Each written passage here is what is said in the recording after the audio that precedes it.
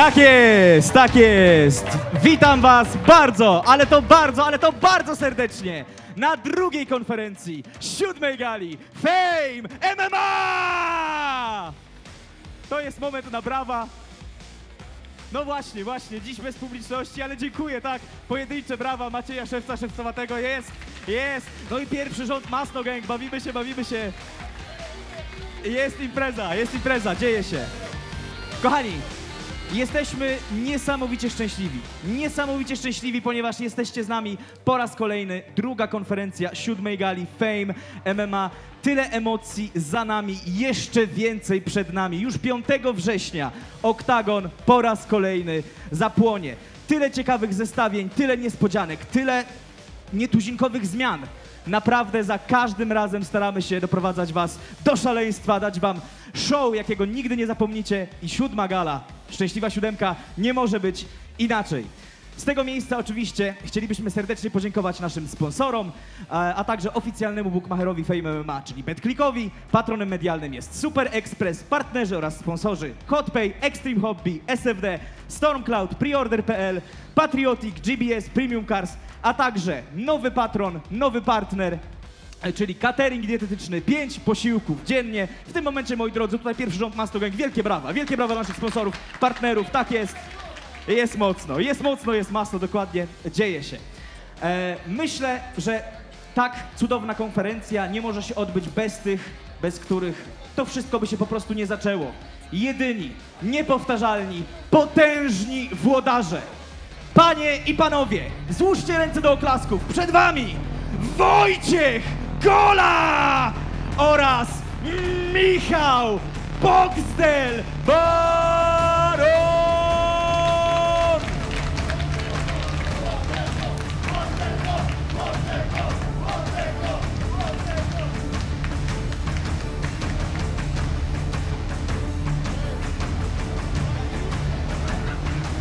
Tak to jest, kiedy biali ludzie próbują się witać.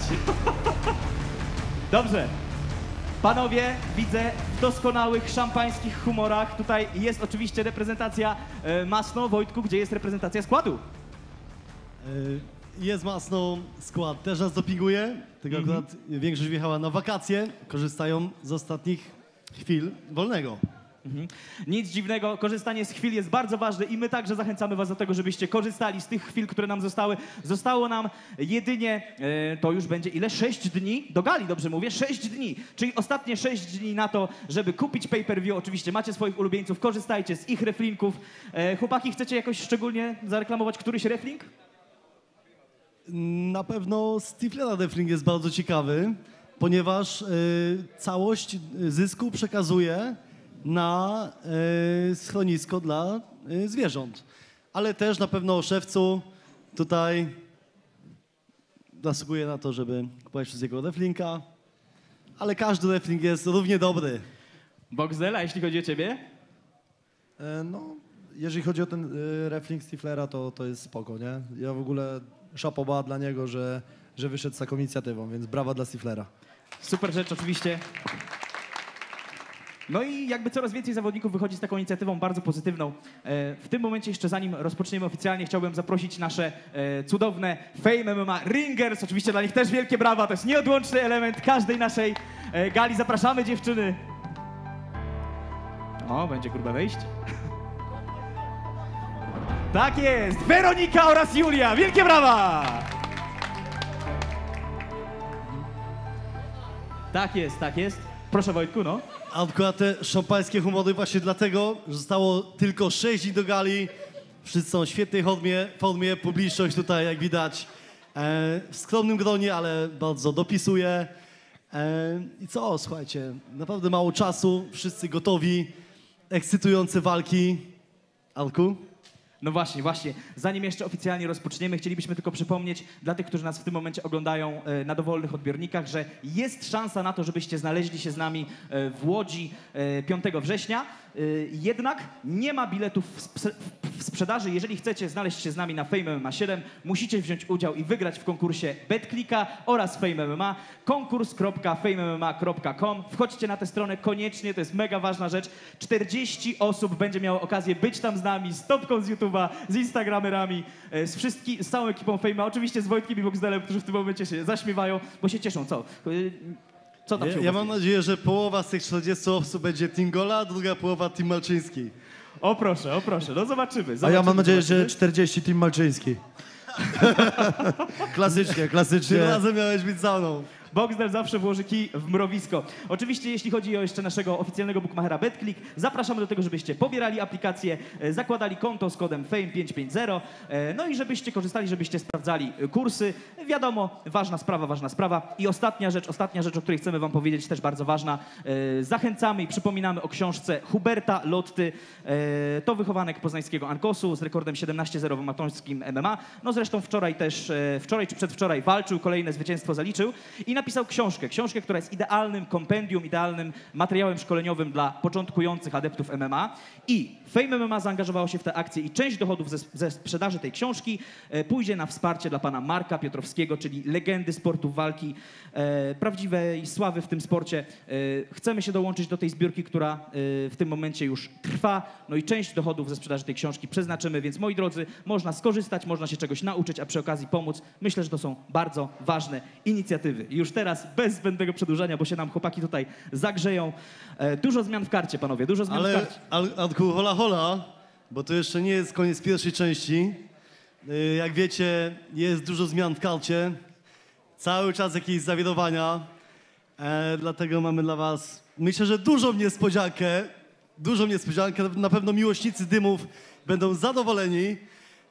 Czekaliście na to długo, prosiliście nas. Nasz zwycięzca, który nie ma jeszcze żadnej przegranej, wchodzi do gry. Zobaczę, czy będzie siedział tutaj. Michał z swojej strony, więc prosiłbym ciebie o odsłonięcie. I zapraszamy Sebastiana Strollowanego. Wbijaj, byku! A więc, drodzy państwo, Sebastian Strollowany! Nowak! Rzeczywiście niepokonany, pogromca Bogasa, pogromca Bonusa. Dzisiaj po raz kolejny z nami. Tego chyba nikt się nie spodziewał. To chyba oznacza, że mamy w tym momencie 10 walk w karcie. Fame MMA 7, największe wydarzenie Pierwsza tego roku. historii gala, która ma 10 walk Naprawdę, to jest niesamowite. w historii Fame MMA. Tak, ta walka wydawała nam się tak ciekawa, że po prostu musieliśmy wykorzystać ten moment. Dlatego na 7. gali zobaczymy Sebastiana Strollowanego z...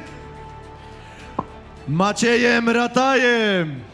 O, a więc panie i panowie, Maciej Rataj. Kto by pomyślał? I muszę wam powiedzieć, że jak Z tamtej strony Maciek, z tamtej Jak strony. rozmawiałem ze Strollowanym, Albo i nie. to jest nabuzowany. Pierwszy raz ciebie widzę w takim stanie, stary. Spokojnie. Naprawdę. Jestem ciekawy tej części bardzo. Jest zaskakująca. No, Masz pytania, Arku? oczywiście, Masz pytania? mam pytania. Ja się na tyle dobrze przygotowałem, że nawet dla panów mam pytania. A tymczasem Maciej, tak, możesz się tutaj poczęstować. Strzelam, że no GBS, no bo co innego, prawda, bo panie Boxdel? No? Dzieje się. No to panowie, Akurat beca od All Nutrition. bardzo, bardzo miło was widzieć. Sebastianie, no, z tobą nie widzieliśmy się naprawdę bardzo długo. Maćku, z tobą trochę niedawno się Często się widzieliśmy. spotykamy, masz, może za często Tak. z tobą akurat. Ale najważniejsze, że tak powiem, rany zaleczone, wylizane i po raz kolejny przyjdziecie stanąć w oktagonie. Ale zanim to nastąpi, no chciałbym zapytać jednak włodarzy. Wojtku, Boxdelu, dużo zmian w karcie, tak jak mówicie. Która z tych nowych walk, no teraz doszła jeszcze jedna, która z tych nowych walk wydaje wam się najciekawszym zestawieniem? Znaczy ja nadal uważam, że tak jak poprzednio, jednym z ciekawszych zestawień będzie mimo wszystko, mimo tych nowych Stifler Popek. Ale chodzi mi właśnie o te nowe zestawienia, czyli z tych nowych walk. Gola Malczyński to jest rzeczywiście taki mini hit, można powiedzieć, bo wyszło na spontanie. Osiąga bardzo duże liczby, jeżeli chodzi o zapowiedzi. Mówię tutaj o wyświetleniach, więc wydaje mi się, że wzbudziła zainteresowanie. Godny następca. To było właściwie tak, że ja wylądowałem na lotnisku już. Dopiero co odbieram walizkę, włączyłem telefon i Krzychu do mnie mówi, czy mogę gadać. Odbieram telefon, Krzychu mówi, czy chcesz walczyć na tej gali. A ja dopiero co z wakacji wróciłem, wiesz, no... Taka historia tej walki. Przyjąłem w sumie bez większego zastanawiania się. Potrzebowałem może chwilę, ale o tym jeszcze pogadamy. W każdym razie też ta walka na pewno będzie dla mnie ekscytująca. Chociaż nie powiem, że walka Maćka ze Strolowanym. Długo chciałem ciebie zobaczyć, Sebastianie, na naszej gali, bo to jest jednak zawodnik nasz, kurczę, bez żadnej porażki. Ja bym chciał też dodać, że Strollowany jest też historycznym zawodnikiem Fame MMA, ponieważ to on w walce z Bogasem otwierał w ogóle tą federację. To była pierwsza walka w historii Fame MMA i też chcę ci za to podziękować, bo Wielkie otworzyłeś brawa, tą drodzy galę. Państwo, to jest ten moment, tak, jak najbardziej. Strollowany, rzeczywiście jesteś częścią historii, jesteś tutaj pionierem, jeśli chodzi o Fame MMA i to było zupełnie inne Fame MMA niż teraz, to na pewno przyznasz. Pamiętne starcie z Bogasem, zwycięstwo z bonusem BGC. Jakie odczucia towarzyszą twojemu powrotowi do oktagonu, bo dużo się zmieniło zarówno u ciebie, jak i w federacji. Siemano wszystkim, na początku chciałbym się z wszystkimi wami przywitać. Nie ukrywam, że stres mnie trochę pożera i zamyka moją głowę, ale postaram się odpowiadać jakoś spójnie na te wszystkie pytania. No i wyjście na pierwszą i drugą galę do walki to było coś niesamowitego w moim życiu i mimo, że nie miałem z tego jakichś nie wiadomo jakich profitów, to bardzo miło to wspominam. Było to dla mnie w sumie marzenie, o którym jeszcze wcześniej nie myślałem, że może być to tak dla mnie ważne. No i pojawienie się tu bardzo buduje moje morale. Mam nadzieję, że wygram swoją walkę i że tym razem nie pokażę słabej walki, że dam dobrą walkę, trenuję z najlepszymi, trenuję w Czerwonym Smoku z Bodzio Monsterem, którego serdecznie z tego miejsca pozdrawiam. No i mam nadzieję, że to nie będzie taka kopaliada, meneliada, tylko że to będzie po prostu dobra walka. Sebastianie, powiedz, bo no na pewno miałeś okazję zobaczyć walkę swojego rywala. Jakie są mocne i jakie są słabe strony Macieja Rataja? Mocne, słabe strony. No wiesz co, z jego walki mało można zobaczyć. Stójka na pewno u Macieja leży, nie wiem jak teraz to wygląda. W parterze niby miał w pełnym dosiadzie Don Casio, ale dał łatwo się sprawlować z pozycji i szybko Casio tam odzyskał go. No nie wiem, czego mogę się po nim spodziewać. Sądzę, że nie za wiele on pokaże w naszej walce i sądzę, że bez problemu sobie z nim poradzę. Też jestem bojowo nastawiony do niego z tego powodu, że zaczął mnie zaczepiać, zrobił z gówna nie wiadomo jaką dużą dramę i cały czas gdzieś mnie tam na swoich social mediach podgryzał. Dlatego cieszę się, że będzie ta walka i cieszę się, że odbędzie się to na Fame MMA. No dobra, po pierwsze ja chciałem zakończyć tą jego piękną historię w tej federacji, spuszczając mu w pierdol. Po drugie, to sam mnie zaczepiałeś, wysyłając jakieś troll donaty i chciałeś nas trollować. Więc po co ty pierdolisz, że kurwa ja ciebie zaczepiam w social media. No i chciał nas trollować, no i tak nas trollował, że mu wpierdolę kurwa za te kurwa 6 dni. Żebyś się nie zesrał, podszedłem do ciebie na górze, spojrzałem ci face to face, byłeś zesrany. Spytałem, dlaczego zszedłeś w limit 102 kg, kiedy wiedziałeś, że ważyłem 118 przed przyjęciem walki i generalnie jestem teraz w mega jakimś okresie dla mnie szoku przygotowawczym, gdzie dzisiaj jestem tak na żarty soli, że czuję tą sól cały czas i mam dużo tej wagi do zbicia. Ja Generalnie wyjebane w twoją wagę, możesz ważyć 130, możesz ważyć 120, 140, tak ci wpierdolę. Chuj na to kładę, kurwa, więc wchodź se, waź se ile chcesz i tak przyjmę tą walkę. Ja mam wyjebane w ciebie po prostu. Maciej, byłeś tak Twoją bohaterski, wagę mam wyjebane. odgrażałeś się mojemu przyjacielowi, że tak samo mu wpierdolisz, jak stanął w mojej obronie. A przyznaj się, gdzie uciekałeś w klubie Jakiemu Kubano? przyjacielowi? Gdzie uciekałeś w klubie przyjacielowi? Kubano w Warszawie? W Kubano, pamiętasz, gdzie uciekałeś? A ty mówisz Pamiętasz, gdzie uciekłeś? Mówisz o typie, który zaczął mnie nagrywać i do mnie podszedł. Tak, mówię o tym Chciał typie. się bić ze mną i stolówkę chciał ze mną Tak, walić. tak. No to fajnie, że właśnie w tym dniu podpisałem kontrakt i nie chciałem po prostu, żeby jakaś krzywa akcja Schowałeś wyszła. się w kiblu, jak nie zwykła chciałem, pizda. żeby krzywa akcja wyszła, kurwa, bo w tym samym dniu podpisałem kontrakt z federacją i co mam walić, kurwa, solówę z typem, który mnie nagrywa jeszcze, który widocznie nietypowo dla atencji co zrobił. Powiedział- Dla mnie była mega beka, bo ja zacząłem go wyzywać, szedłem na dół, a ten twój, kurwa, przygłup, kurwa, nawet za mną nie poszedł. Stary, To był mój przyjaciel, któremu powiedziałeś, że mu wpierdolisz, jak stanął w Naćpany, mojej kurwa, i obronie. najebany, kurwa, 1,60 m wzrostu bym mu raz wypierdolił, bym go zabił. To więc czemu nie poszedłeś powinieneś na tą podziękować. sulfkę? Dlaczego Bo, poszedłeś kurwa, do toalety? podpisałem kontrakt z Fame MMA, kurwa, i byłem trzeźwy w tym wieczorze. Okej, nie ma sensu z nim się kłócić. Ty Jakbym zawsze, był podbity, zawsze bym próbujesz podszedł wyjść i na mu swój... wypierdolił, ale że byłem trzeźwy, byłem sam, byłem z dziewczyną swoją i generalnie, no co, no nie chciałem robić burdy. Tyle. Jak twój przyjaciel dostawał listwę od Casio na Casio Streamie, to też byłeś pijany, miałeś podpisany kontrakt. Ty zawsze próbujesz jakoś wydostać się z problemów i niczego nie potrafisz w życiu wziąć na klatę, człowieku.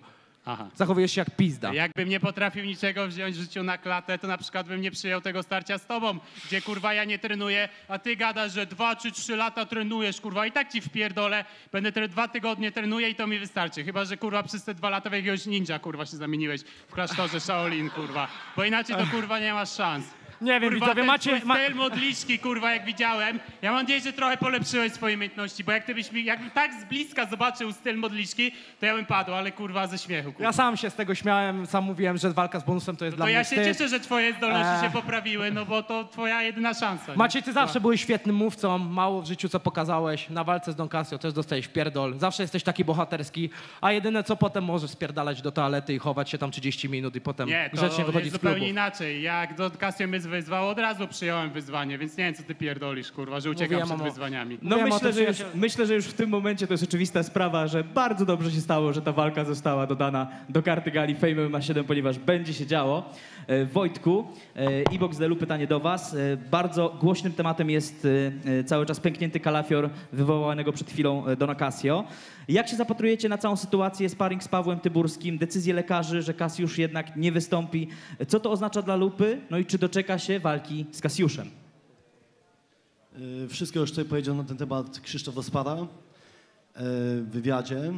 No, nie jesteśmy zadowoleni z tego, nie popieramy tego zachowania. Gdyby ten spadek nie miał miejsca, to byśmy tutaj mieli teraz walkę Don Casio. No a w tym momencie ta walka nam wypadła. No i to jest, na pewno było to nieodpowiedzialne. Ale zdrowie zawodnika jest najważniejsze. Taką decyzję wydał lekarz. Nie możemy jej podważać. Myślę, że ten temat już jest zamknięty. Mam nadzieję, że zobaczymy Kasiusza na kolejnej gali. W tej chwili chyba się wszystko dobrze goi, także mam nadzieję, że będzie dobrze. Ja jedynie chcę dodać, że w przyszłym tygodniu startuje program, który będę prowadził razem z Casio.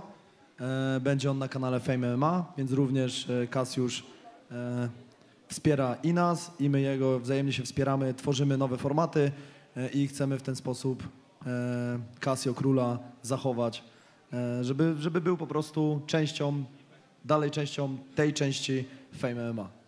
Oczywiście trzymamy kciuki za szybki powrót do zdrowia. Arku, Ja tylko mógłbym chcę jeszcze na coś moment? jeszcze wdrożyć, bo tutaj właśnie dostałem SMS-a od Gracjana niejakiego. SMS jest do ciebie, Arku. Sprawdź nową nutę Don Casio, show business to kurwa. Takie prywatną taką Don prośbę Casio to jest dostałem. człowiek, No. nawet jak go nie ma, to jest. No, mów Sebastianie, coś chciałeś powiedzieć? Generalnie geneza dramy, bo tutaj Maciej przedstawił ją w całkiem innym świetle, a na shotach idzie wywnioskować z tego, co mówisz, Maciej, że ty wiesz, na czym polegają fake donaty. Było na streamie u Don Casio prawie 5000 osób, mnie na nim nie było. Ktoś wysłał pod nickiem strollowany kilka donatów, powiedział, że ci dopierdoli najebany, zacząłeś mnie obrażać, wyzywać. Ja chciałem się pogodzić, mówię, kurwa, no chuj, był najebany, może nie wiedział, co robi, nie wiedział, co mówi. No i napisałem posta na Instagramie, którego ty wyjaśniłeś swoim pięknym disem, gdzie wszyscy mają z ciebie bekę do teraz. Czy najebany, czy nie, skoro powiedziałem coś, no to tak sądzę, czemu miałbym teraz zmieniać zdanie. No to okej, ale stwierdziłeś, że jesteś pewien, że ja wysłałem tego donata, a na shotach mówisz, że wiesz, na czym polegają fake donaty. Więc No to- gubisz się, stary. Ja nie wysłałem tego donata. Nawet Dobra, jak Casio no to wejdzie w spoko, maile. Jak nie ty wysłałeś, no to chuj na to kładę, ale W ogóle to jest tak dziecinna prawda, spina to, co o donate, powiedziałem. kurwa. Jakbyś stary nie mógł sobie odpuścić, kurwa, jak dzieciak całe życie się zachowujesz. No nie, no powiedziałem prawdę po pijaku, no to czemu mam teraz zmieniać swoje słowa, bo mówisz, że coś, No że dobra, nie tak. okej, 5 dni do gali. Jak to mówią, Oktagon zweryfikuje, zobaczymy, jak jesteś mocny. No to Jedni spinają się o zweryfikuję. bułkę, jedni o donata. Jeszcze raz? Jedni spinają się o bułkę, a jedni o donata. To jest tylko w Fame MMA. Maćku, chciałbym pociągnąć jeszcze jeden temat, który poruszyłeś. Powiedziałeś, że ty nie trenowałeś i ty rzeczywiście wychodzisz do tej walki z tym krótkim treningiem, który rozpocząłeś w momencie, kiedy dowiedziałeś się o tej walce. Chciałem zapytać, czy uważasz, że wystarczy ci to nastrolowanego, który jednak Może nie w najlepszym stylu, ale swoje walki wygrywał. No, po pierwsze, wydaje mi się, że moje 2 rundy, które zawalczyłem z Don Casio, znaczą więcej niż jego 2 wygrane walki. Po drugie, jak dowiedziałem się o walce, no to mam takie fajne boisko pod blokiem i tam byłem parę razy sprinty robić, żeby go dogonić, jak mi będzie spierdalał. A po trzecie, o klasztorze Shaolin już wspomniałem, że musiałby ninją zostać. Więc tak, wydaje mi się, że wygram. Nawet bez przygotowania. Sebastian, jak się do tego odniesiesz? No niech żyje w tym swoim świecie, niech myśli, że wygra z każdym, rozjebie każdego, jest najbardziej bohaterskim człowiekiem w tym kraju. Jak to Maciej?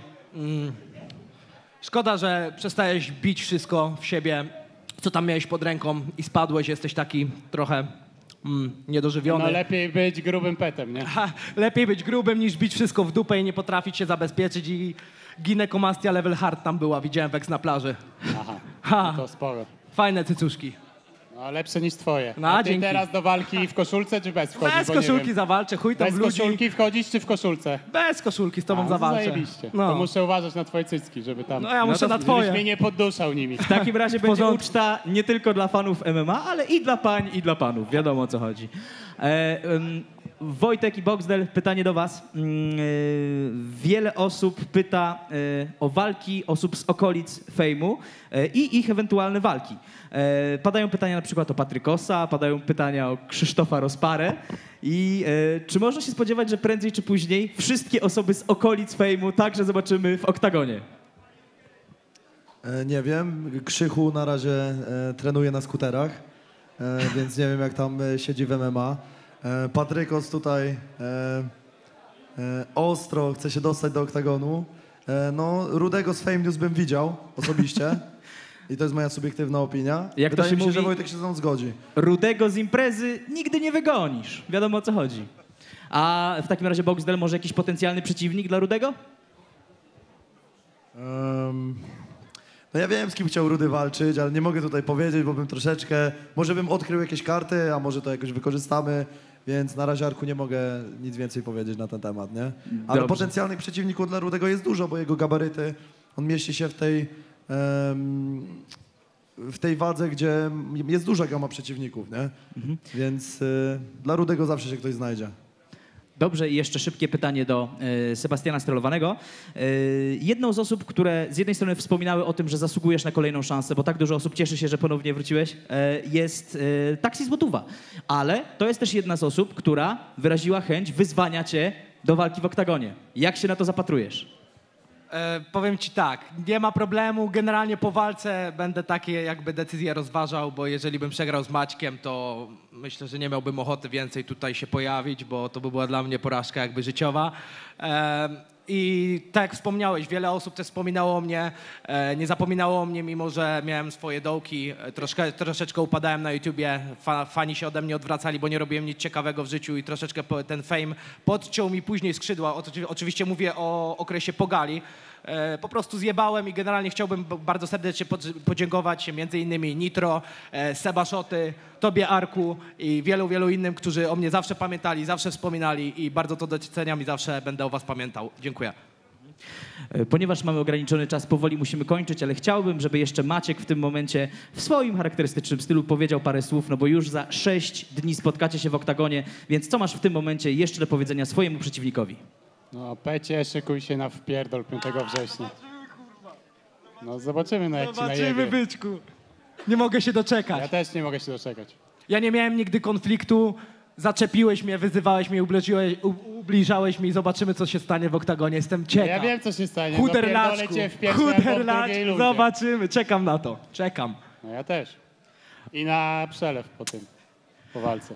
Oj tak, byczku, +1. Już za 6 dni dodatkowe, specjalne, bonusowe starcie. 10. walka w karcie Fame MMA 7. Sebastian Strolowany Nowak kontra Maciej Rataj. Dziękujemy wam bardzo serdecznie. Tak, jeszcze coś, Boxdelu, proszę.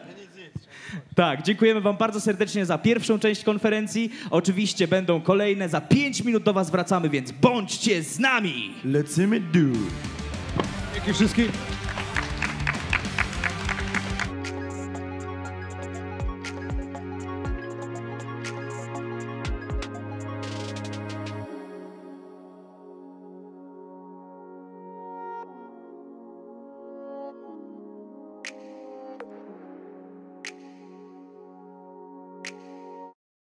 Ponad 20 różnych smaków, 5 razy więcej kofeiny niż zwykła kawa. Jedna porcja to odpowiednik 3 napojów energetycznych. Na kod FAME25 minus 25% zniżki na cały asortyment. GBS dobrze jest. Polecam. Michał Boxel-Baron.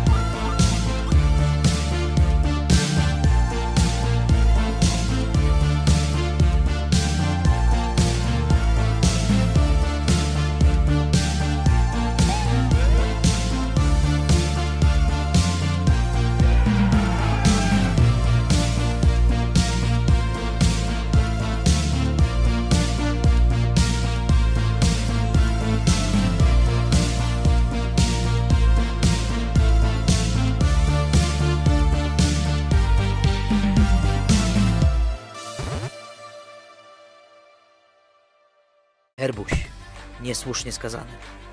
Chester, niesłusznie skazany. Odwiedź zoodoptuj.pl. Znajdziesz tu listę psów i kotów aktualnie przebywających w schroniskach. Zoodoptuj.pl. Czytał Arkadiusz Pan Pawłowski.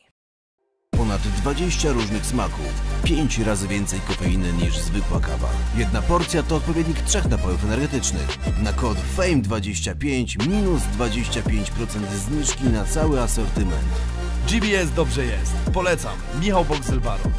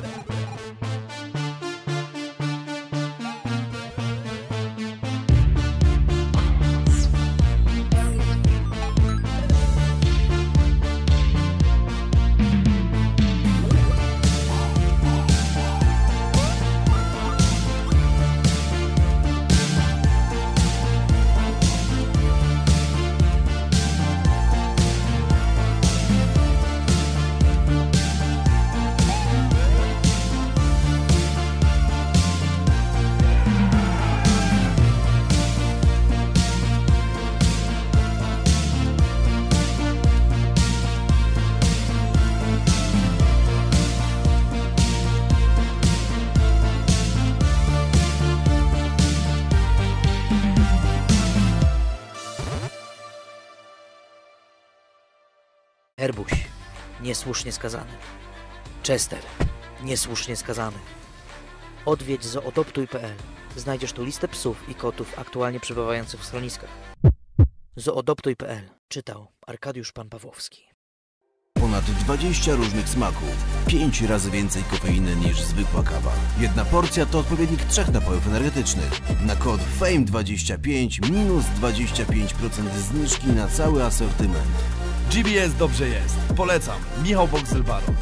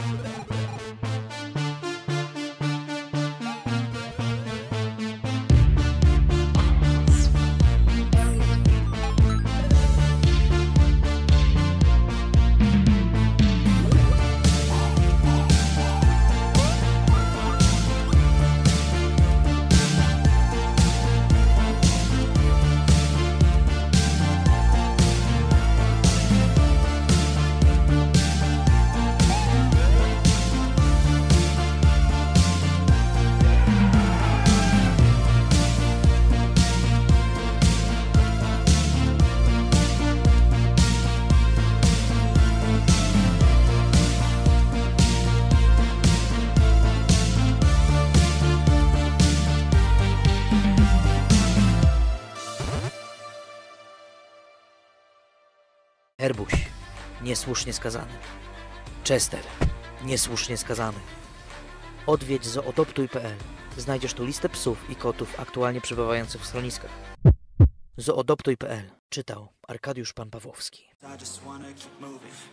I jesteśmy z powrotem. Druga część drugiej konferencji Fame MMA 7, już za chwileczkę kolejni zawodnicy, kolejne rozwiązanie konfliktów. Będzie się działo, będzie się działo. Przypominam, że widzimy się już 5 września na gali Fame MMA 7. Na pierwszej części dowiedzieliśmy się o tym, że dołącza do karty 10. walka. To będzie bez wątpienia największa, no i istnieje szansa, że najdłuższa gala Fame MMA, więc nie może was zabraknąć. Kupcie pay-per-view już dziś. Nie czekajcie, nie czekajcie. A tymczasem przywitajcie wraz ze mną kolejnego uczestnika walki, a będzie nim Mariusz Hejter Słoński!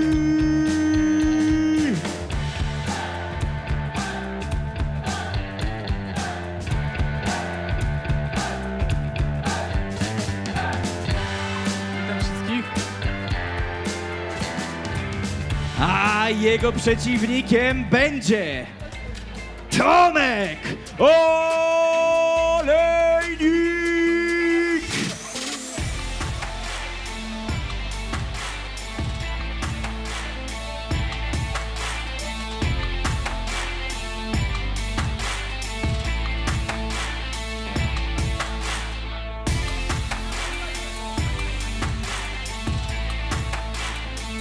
Siemano. Tutaj parę słów dla kamerzysty, widzę, dzieje się, dzieje się.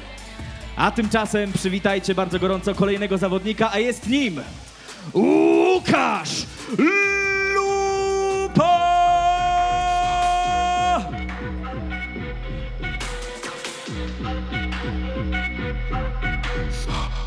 One man out of nowhere.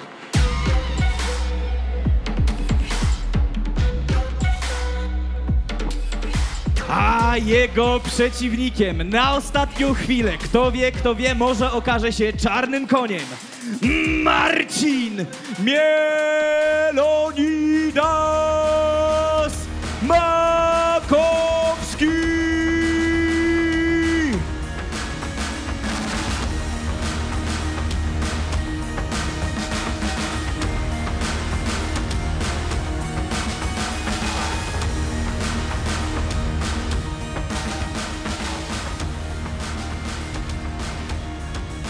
W międzyczasie latają jakieś czapki tam pomiędzy hejterem, wymiana, ostatnie słowa.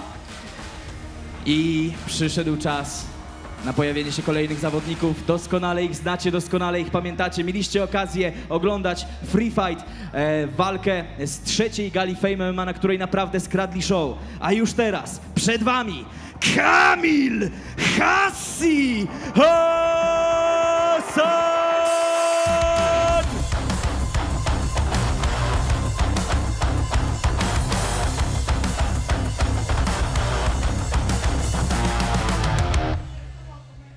A jego przeciwnikiem nikt inny jak Maksymilian Wiewiórka!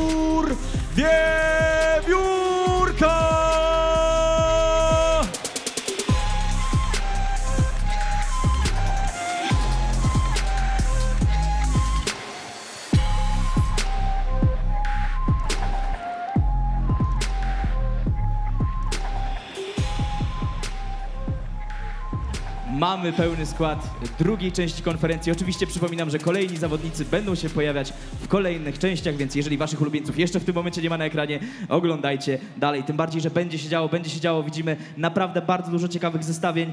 No i na sam początek, no nie pozwolę, jakby muszę zacząć od Mielonidasa, nie ma innej opcji. Przede wszystkim pamiętaj, trzymaj mikrofon. Najlepiej, tak, przyklejony. Chciałem... Dokładnie. Marcinie, pytanie, którego nie mogę nie zadać, ponieważ pojawiły się plotki, że Mielona idzie w kulturystykę, że będziesz się bawił w zawody sylwetkowe i chciałem zapytać, ile w tym prawdy? Tak, oczywiście, że mikrofonu. miałem startować w najgorszej sylwetce. Miałem się spotkać w Henrykowie na dniu cebuli i ziemniaków. No i bardzo dobrze. Za babę się nie przebrał, ale kabaret jest. Bardzo Niestety dobrze. z sołtysem musiałem zerwać umowę i jestem tutaj na fejmie. Okej, a zupełnie na serio, bo muszę zapytać zupełnie na serio. Tak. Przeciwnik bardzo ciężki, przeciwnik bardzo mocno bijący, no i przede wszystkim przeciwnik, który już raz zgasił ci światło, co prawda liściem. Pytanie, czy to w jakiś sposób wpływa na ciebie, na twoje przygotowanie psychiczne i tak dalej, i tak dalej. Nie, no to jest MMA, tak naprawdę to zgasił mnie... jak to można powiedzieć, no zgasił mnie w Do 15 mikrofonu, do sekund. mikrofonu. 15 sekund mnie zgasił, a nic takiego, nie? Powiem ci tak, nie? Ojciec jak mnie po wywiadówce, nie? Z liścia zgarnął, to kurwa 2 tygodnie sztywny byłem, nie? Więc to nic takiego, nie? Okej.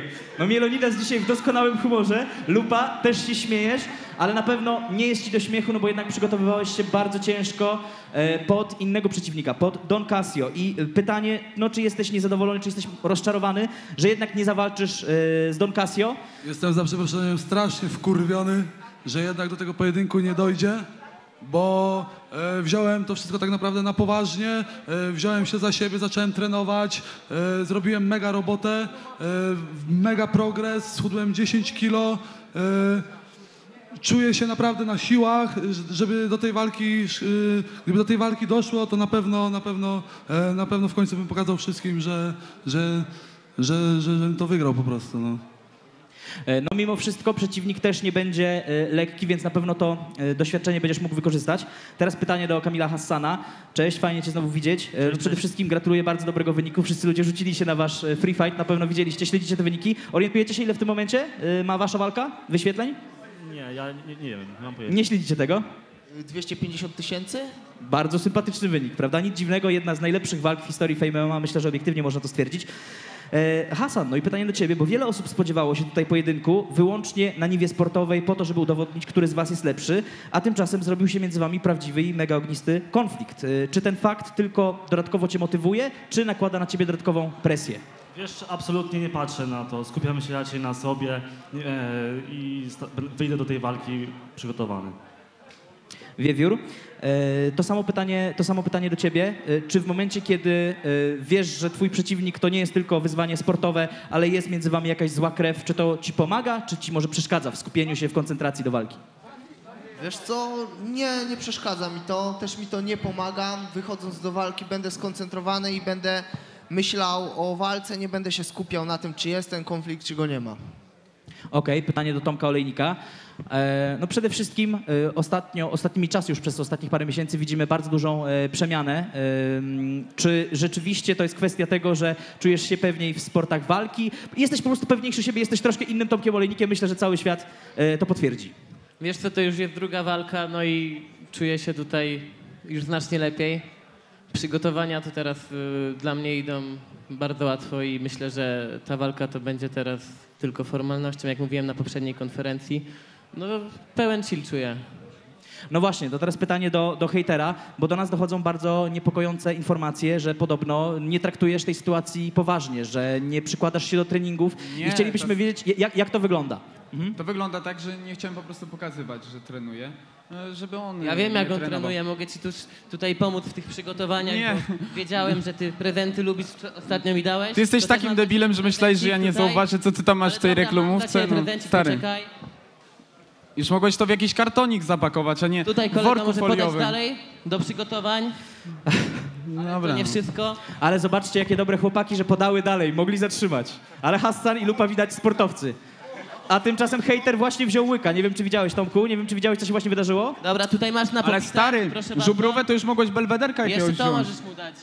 Patrz, Baw się zobacz, dobrze, zobacz, tak jak zobacz lubisz, czego się nauczyłem, tak jak patrz. lubisz, baw się dobrze. Ostatnio walnij na sobie. treningach, patrz czego się nauczyłem. Co robiłeś na treningach?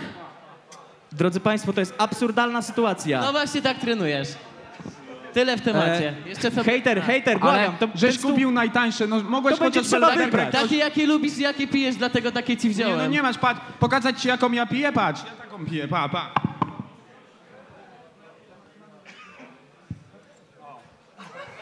Taką się pije, a nie jakąś najtańszą. Kasy nie masz? Na FMA musiałeś zawalczyć, No, żeby kasa przyszła? Z tego co wiem, no to Stary. pijesz takie najtańsze. Masz, weź sobie, Teraz na weź sobie. pokazówę tutaj, Przed na kolegami pokazówę się teraz pochwalisz, że cię stać. Masz, Dobra, ja nie potrzebuję. opiję twoje zwycięstwo, jak ci Dobra, łeb wypij rozjebie sobie, wypij 5 sobie. września. Najwyraźniej hejter jest zrobiony z butelek. No cóż, przedziwna sytuacja. Mariusz, teraz zupełnie na serio i bez żadnych żartów. Nie boisz się, że jeżeli rzeczywiście się nie przygotowujesz, to że Olejnik po prostu cię w tym oktagonie zdemoluje? Wydaje mi się, Demoluje to mało powiedziane, ja go tam rozpierdolę. Wydaje mi się, że nie, bo dużo nie trzeba na niego trenować, ponieważ ja już mam tam jakieś doświadczenie, trenowałem 7 lat judo, teraz sobie po prostu przypominam lekko. I wydaje mi się, że to się rozegra wszystko w parterze. No właśnie, Tomku, to w takim razie szybkie pytanie do ciebie, bo spodziewaliśmy się, że jeśli hejter to parter, a jeśli ty, no to spodziewamy się, że będziesz chciał wykorzystać różnicę zasięgu i będziesz chciał skończyć przeciwnika w stójce. Powiem ci tak, on nie zdąży do tego parteru nawet dojść. Okej. Jakaś odpowiedź? No zobaczymy, nie? No co ja będę tutaj się pajaca zgrywał tak jak on. Nie będę mówił jak będzie, zobaczymy jak będzie. Nie musisz zgrywać, bo już nim jesteś. Aha, no dobra, no i tyle. No. Okej, Lupa, pytanie do ciebie. Zmiana przeciwnika, ale i, co chyba będziecie cieszyć, zmiana formuły. Czy cieszysz się, że pojedynek odbędzie się na zasadach MMA, czyli tak jak chciałeś się oryginalnie bić z Cassiuszem? To znaczy przez ostatnie 2 miesiące przygotowywałem się pod K1. Miał być Cassiusz, no niestety Cassiusz nie będzie. Ale tak czy inaczej MMA nie ma problemu, na MMA też będę gotowy. Okej, Milonidas, pytanie do ciebie. W swoim debiucie rozmontowałeś faworyzowanego Kizo. Czy oglądałeś tę walkę, studiowałeś, żeby zobaczyć, co zrobiłeś dobrze, co zrobiłeś źle? To znaczy trochę błędów było w tej walce, ale plan od trenerów, to co miałem nakreślone, to zrealizowałem w 95%, nie? Jemu trzeba przykleić to do ręki, naprawdę. Powtórz, ostatnie zdanie, proszę. Mhm. Już powiedziałem. Ale ostatnie zdanie powtórz do mikrofonu. Następne, proszę. Dobrze przygotowany. Media trening był robiony. Dobrze. Tak, dokładnie. Przygotowany. W takim razie pytanie do ciebie, Kamilu. Zawsze byłeś i jesteś powszechnie lubianą i szanowaną jesteś lubianą i szanowaną postacią, ale ostatnio wylało się na ciebie bardzo dużo krytyki i coraz więcej osób deklaruje wsparcie dla twojego rywala. Nawet Marcin Malczyński powiedział, że jeżeli chcesz uchodzić za profesjonalistę albo chcesz jakby aspirować do tego, żeby być profesjonalistą, nie możesz dopasowywać reguł pod siebie. Jak się z tym czujesz? Słuchaj, ale z tego co wiem, to profesjonaliści biją się w tych samych kategoriach wagowych, więc czemu w tym momencie ja mam być znowu lżejszy od swojego przeciwnika, tak? No ty chciałeś walki ze mną. Walcząc na Fame MMA 3, on również był ode mnie cięższy. On był cięższy ode mnie o 5 kg. Więc dlaczego to tak wygląda? No ty chciałeś tej walki ze mną, tak? No dobrze, ale czemu miałeś być cięższy ode mnie? Ale jeśli to ty chcesz walki ze mną, to ja mam zbijać. Przegrałeś walkę, w której walczyliśmy w kategorii 7-7, to skoro chcesz rewanżu, powinna być w tej samej kategorii, nie? Słuchaj, jeżeli chodzi o te skrętówki, to przede wszystkim chciałem powiedzieć, że ja mogę w dniu dzisiejszym z nich zrezygnować, ponieważ nie zależy mi na nich.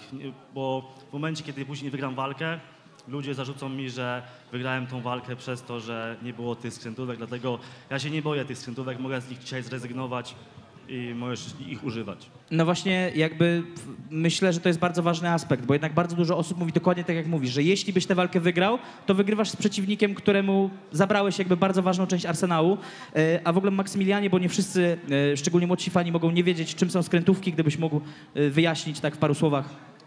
Skrętówka to jest dźwignia na kolano i jest to jedna z moich ulubionych dźwigni, więc jest to dosyć moja mocna broń. Mhm. Chciałbyś się jakoś odnieść do tego? W sensie nie do tematu skrętówek, tylko właśnie do tego, że wiesz, że w momencie, kiedy byś pokonał wiewióra, ludzie by zarzucali, że to nie jest czyste zwycięstwo. Nie chciałbym.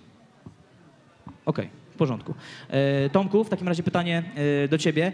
No, co sądzisz o zachowaniu twojego przeciwnika? Ty chciałeś w jakiś sposób go, nie wiem, ośmieszyć, dając mu ten alkohol, a on na to jak na lato. Czy to w jakiś sposób cię deprymuje, że on nie traktuje tego... Czy uważasz, że on to traktuje poważnie? Wiesz co, to jest jego sprawa, jak on to traktuje. Tak jak powiedziałem, no ja się do tej walki przygotowuję dość ostro. No i to, co się stanie, no to 5 września zobaczy hejterek, jak tam jego picie wody poszły. Czy w dobrą stronę, czy w złą. Hejterze, w takim razie pytanie do ciebie i no, przepraszam, że ciągle drążymy wokół tego samego tematu, ale mam nadzieję, że rozumiesz. No, ludzie chcą wiedzieć, czy to rzeczywiście wszystko jest na pokaz, czy... Rzeczywiście. Ja nawet zdjęcie wstawiłem na swojego Instagrama z opisem. Jedno zdjęcie wstawiłem z treningu po prostu, żeby nie pokazywać tych treningów codziennie, tak jak on to robi, że bierze sobie torbę, idzie na trening, staje przed lustrem, robi zdjęcie i wraca do domu. Ja po prostu nie chcę czegoś takiego pokazywać sztucznego. Tak, na pokaz najebany na Instastory jesteś, że ledwo mówisz. No, tak, to story było indywidualnie dla ciebie i ty jesteś tak głupi, że spojrzałeś na to i stwierdziłeś, że tak jest. No. Tomku, w takim razie dopytam cię, czy uważasz, że rzeczywiście hejter jest na tyle przebiegły, na tyle chytry, że to wszystko jest jedna wielka gra, żebyś uwierzył w to, że on się nie przygotowuje, a on to później wykorzysta? No co ty, nie ma takiej opcji, jak to jest debil skończony i tyle. o tym człowieku mogę powiedzieć? No wydaje mi się, że jednak jest taka opcja, ponieważ wykorzystałem to, że jest niespełna rozumu i dlatego zrobiłem coś takiego. Okej. Tomek, jakoś chcesz się Tyle, tego odnieść, dziękuję. że jesteś niespełna rozumu? Bym tu parę rzeczy teraz powiedział w tym momencie, ale to on jest maszynką do robienia hajsu kogoś. Ale co to ma do rzeczy teraz? I skąd ty możesz cokolwiek wiedzieć? Wiem więcej niż ci się zdaje. Dobra. A tak? A jak się dowiedziałeś? No bo w twojej Czym- ekipie... czym tak zwanej zapłaciłeś? ekipie Ustami? wszyscy mi mówią, Ustami co tam się zapłaciłeś dzieje, za więc to? wiesz. Komuś zrobiłeś coś za informację? No nie wiem, jak ty tam się Dobrego dogadujesz. coś komuś zrobiłeś? Jak ty tam się z kolegami dogadujesz, Do z którymi buźki tam nagrywasz, nie wziąłeś, musisz mi o tak? tym I ci powiedzieli? Dobra, panowie, to już jest poziom dyskursu, który nawet nas już zaczyna żenować. Milonidas, przejdźmy do ciebie. Wskoczyłeś do walki z lupą. Droga publiczności, prosiłbym o odrobinę ciszej, bo tutaj chcemy słyszeć zawodników, a szczególnie Milonidas potrzebuje uwagi. Wskoczyłeś w miejsce popularnego Kasiusza do walki z lupą.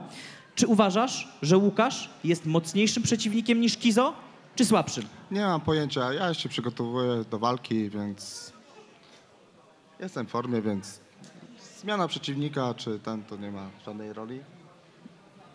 Lupa, a jak to wygląda z twojej perspektywy? Czy fakt, że już znokautowałeś przeciwnika liściem w jakiś sposób daje ci przewagę mentalną, czy nie jest to dla ciebie coś, na czym się skupiasz? Znaczy z początku była mowa, że Mielona ma twardą, tytanową szczenę, bo taka była mowa. I no mi udało się go zgasić. No i myślę, że tym razem też go uda się go zgasić. Wystarczy tylko trafię, pada i idziemy do domu. Oktagon zweryfikuje to wszystko. Musiałem w końcu paść. Mielona, słuchaj, ja wiem, ty też jesteś w treningu, bo ty od dłuższego czasu jesteś w treningu. Ja też się wziąłem za robotę konkretnie. Też jestem w treningu, także na pewno damy dobrą sportową walkę. I bardzo dobrze, będzie sportowa walka, będzie dyskoteka i mielone, nie? Wiewiór, pytanie do ciebie. Oglądałeś poprzednią walkę swojego przeciwnika? Czy jesteś przekonany, że nie dasz się zaskoczyć jak Olech Riaszęczew, który został znokautowany po potężnym kopnięciu? Wiesz, no oglądałem poprzednią walkę, ale też trzeba zaznaczyć, że jego przeciwnik nie trenował dosyć długo przed tą walką. Tam przyznał, że był na kilku treningach, więc no to nie można też tak tego do końca porównywać. Też chciałbym zauważyć, że ja kopnięcie na głowę podobne przyjąłem od Hasana na walce i ustałem, więc zobaczymy. Okej, w porządku. Hasan, pytanie do ciebie w takim razie. W zapowiedzi do walki mówiłeś, że przeciwnik nie okazał ci szacunku na konferencji. Co z tego, co powiedział lub zrobił, odebrałeś jako zniewagę? Wiesz co, mi się nie podobało to, że on mnie dyskredytował mówiąc, że nie wiem, karate to jakieś ciuciu, cały czas jakąś mi szpileczkę wbijał, nie potrafił się zachować tak samo powiedzmy, nie wiem, jak Olek. Musisz mieć więcej luzu, mordo. No ale słuchaj, teraz nie szukaj wymówek jakimś luzu, co ty w ogóle teraz mówisz?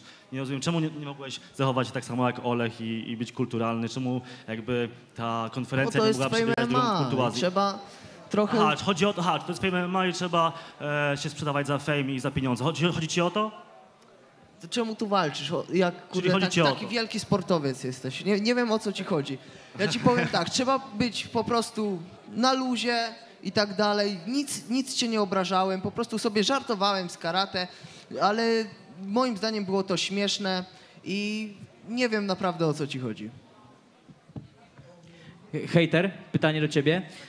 Wasz konflikt jest o tyle bardziej ognisty, bo wcześniej byliście przyjaciółmi. Ktoś nawet w Instastory mówiliście, że najlepszymi przyjaciółmi, kumplami. Czy wierzysz, że kiedykolwiek istnieje szansa na to, że pogodzicie się, że wrócicie do stanu sprzed tej walki, czy to już w tym momencie zaszło za daleko? Wydaje mi się, że może dojść do czegoś takiego, że się pogodzimy, ale oczekiwałbym przeprosin za te wszystkie obrazy i obelgi kierowane w moją stronę. Tomek, czy kiedykolwiek przeprosisz Jak go hejtera? za nic nie będę przepraszał, to on powinien po pierwsze przeprosić, a nie ja, bo to on jest sprzedajną kurwą za Znaczy lajki. ja nie toleruję formy przeprosin olejnika, więc nie dziękuję. Ale to jak już to ty powinieneś mnie przeprosić, a nie ja ciebie. Ty idioto Okej, to wkończony. czekajcie, bo to jest ciekawe. Tomek, za co powinien cię przeprosić hejter? Hejter, za co powinien przeprosić cię Za olejnik? to, że to sprzedajna kurwa za lajki poszła do kamerzysty, żeby sobie fejmu zrobić i Przepraszam przyjaciela bardzo, na to wyjebała. Ty paruwo jebana. Kto na kolanach biegał? i błagał o fame. No Ty, i żeby dołączyć do kanału, robiłeś gorsze rzeczy, więc zamknij mordę, a taka różnica się między nami, toplałeś w że my kołżach, jesteśmy, człowieku. że my Ja się jesteśmy nigdzie nie musiałem przyjaciółmi, dołączać. stary, a ty jesteś parówą, która robi nie tylko poprosili, im siano żebym i dołączył, tyle. rozumiesz? Ja byłem z nimi, stary, od 3 lat, bo byliśmy Zesrałeś się, ziomkami stary. i cały kanał ogarniałem, pomagałem im Stary, weź we sobie mi wszystkim. pieprzysz, na kolanach biegałeś i przychodziłeś Nie, już stary, uszy pękają, co nie? trzeci odcinek, Żeby zrobić- żeby żeby zrobić załapać zasięgi. trochę fejmu i wykrzykiwałeś z twojego Ty Instagrama dajcie przed sobie kamerą. jednym i Ty w Co ty mi kałuży się mówisz? taplałeś, żeby zrobić tam do Tak, kanału taplałem dołączyć. się. Co ty A ja w to ogóle robiłem, bo to byli ziomki, stary, żeby dołączyć Ale do nie ekipy, żeby pierdol zrobić głupot dobre tutaj zasięgi, przy ludziach, żeby zrobić no. viral taki, jaki zrobiliśmy. Ale każdy wie, jak A ty jest. jesteś, jak Ale jeszcze kogo raz ty powiem, że okłamujesz parówą, samego która siebie robi teraz? tylko kasę tam i jesteś tyle Ale to wart. ty Dla po nich to i kasę tak jesteś przychodzisz. zwykłym śmieciem, wiesz o tym, że ty jesteś dla nich zwykłym śmieciem. Przecież to ty po kasę przychodzisz. Co ty mi mówisz, że ja po kasę przychodzę? Jak ty Stary, pierwsze co sobie to ty, auto to ty kupiłeś? masz umowę, ja nigdy nie miałem tam. Dobrze, panowie, Ja nie mam nic. muszę to przerwać. Będziecie mieli Dobrze, okazję dobrze, oczywiście. wyjaśnić sobie te różnice już za 6 dni w Oktagonie. I jak powiedział Mielonidas, Oktagon Tak. zweryfikuje. Chciałem zapytać, Mielonidas, przed chwilą zasłoniłeś uszy, byłeś jak jedna z tych 3 małpek, nic nie widzę, nic nie słyszę. Aż tak... No, kurde, szum w uszach, nie? Do mikrofonu. Szum taki, że masakra, nie? Nie wiem, czy do lekarza będę musiał za chwilę iść. Okej, to w takim No, razie... jak kobiety, nie? Niech sobie wyjaśnią jednym i tyle, nie? Okej, to w takim razie, Mielonidas, pytanie skierowane do ciebie. Wiemy, że przyjaźnisz się z Isamu, który sam jest niepokonany w oktagonie Fame MMA. Czy rozmawiałeś z Szymonem o walce, czy może coś ci doradzał? Oj, to tajemnica. To będzie wszystko na walce, będzie ogień. Okej, dobrze, nie chcę sprzedać tematu. Lupa, bardzo ważne, myślę, pytanie w twoim kierunku.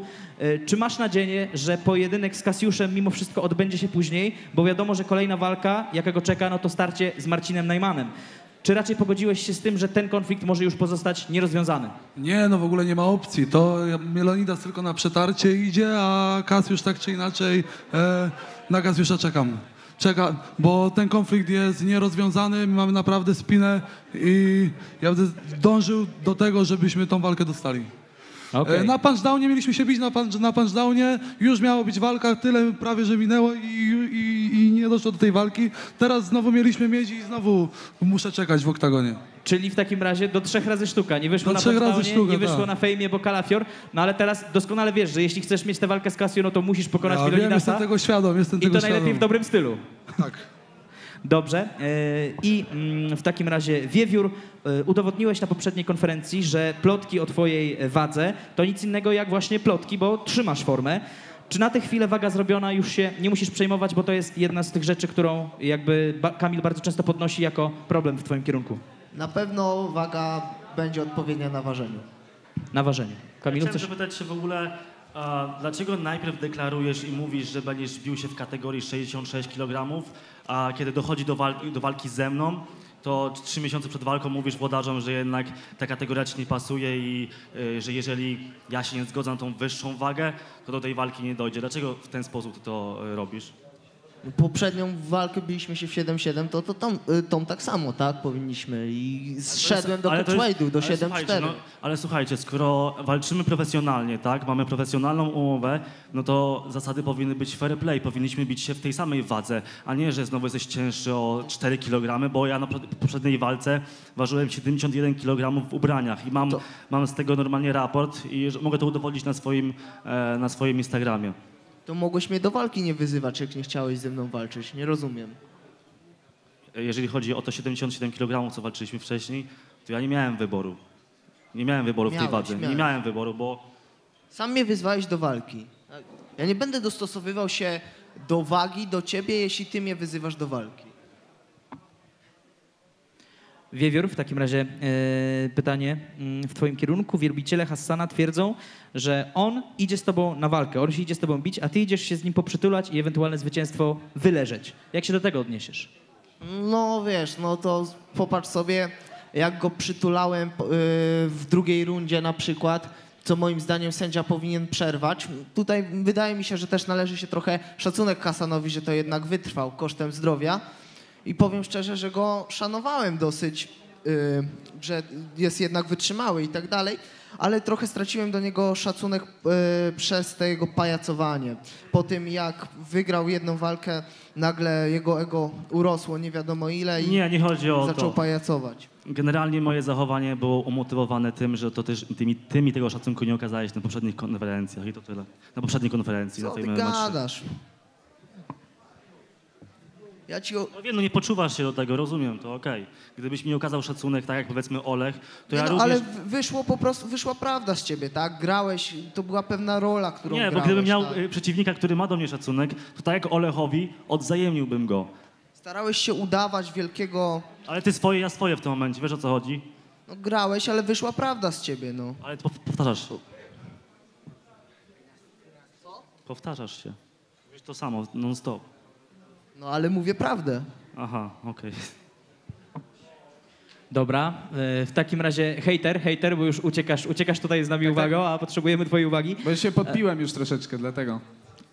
2 kieliszkami? Tak, bo ja nie piję i dlatego, no teraz jest dowód. Rozumiem, bo wiesz, w oktagonie bardzo ważną rzeczą jest to, żeby mieć mocną głowę jednak, żeby Mam móc nadzieję, że przyjmować ciosy. flaszki do oktagonu nie przyniesie. No, po dzisiejszej konferencji już wszystko jest możliwe, No ale nie dobrze. wiadomo. Hejterze, powiedz mi w takim razie, tutaj przeciwnik raczy cię prezentami, bardzo wiele cierpkich słów w twoim kierunku wyrzuca. Pytanie, czy ty także masz jakiś prezent, no tutaj przyniosłeś już jakiś alkohol, ale jaki prezent planujesz sprawić swojemu przeciwnikowi w oktagonie? Znaczy, nie mam takiej, to nie będzie nic ustawionego, więc zobaczymy, jak to będzie wyglądało. Wydaje mi się, że to się rozstrzygnie wszystko w parterze, ale nie wiem, co on przygotował, jak tam się przygotowuje, bo jedyne, co widzę, to zdjęcia właśnie przed lustrem z torbą, więc i to tyle u niego, więc nawet się nie można było jakoś przygotować. Jak już do to nie przed lustrem, tylko po treningu albo przed. No tak, To jest tak. pierwsza No. sprawa. Ale to jak na A zdjęciu tego twoich nie wcale widać. nie widać. Na zdjęciu tego nie widać, czy jest Bo po nie treningu, trenujesz, czy przed. trenujesz jedynie wątrobę. Dobrze, mi się nie chce z nim rozmawiać, bo to nie ma sensu. Dobra, hejter, to w takim razie już na zakończenie konferencji brutalnie i wprost, bo wciąż nie wiemy, z kim trenujesz. Nazwisko trenera, klubu, cokolwiek. Zdradź nam Przecież cokolwiek. ostatnio mówił, że jest debilem w niebieskich włosach, którego się wstydzi, to chyba jasno. Z Adamem. Nie wiem, czy, bo nie ma go tutaj osobiście, nie wiem, czy chce, żebym tutaj teraz mówił jego nazwisko, ale z Adamem takim. On jest od nas z ekipy, z kanału i tyle mogę powiedzieć. Okej, dobrze, w takim razie, moi drodzy, to była druga część drugiej konferencji Fame MMA 7. Dziękujemy serdecznie. Hejter, Lupa, Hassi, Olejnik, Mielonidas, Wiewiór. Wielkie brawa oczywiście. Tak jest. 5 minut przerwy i widzimy się na trzeciej części konferencji. Do zobaczenia!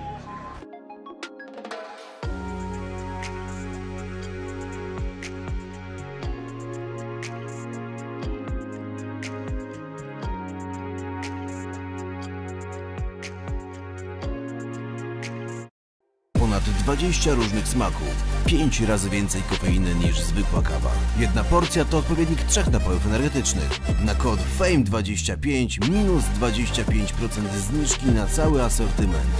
GBS dobrze jest. Polecam. Michał Boxel-Baron.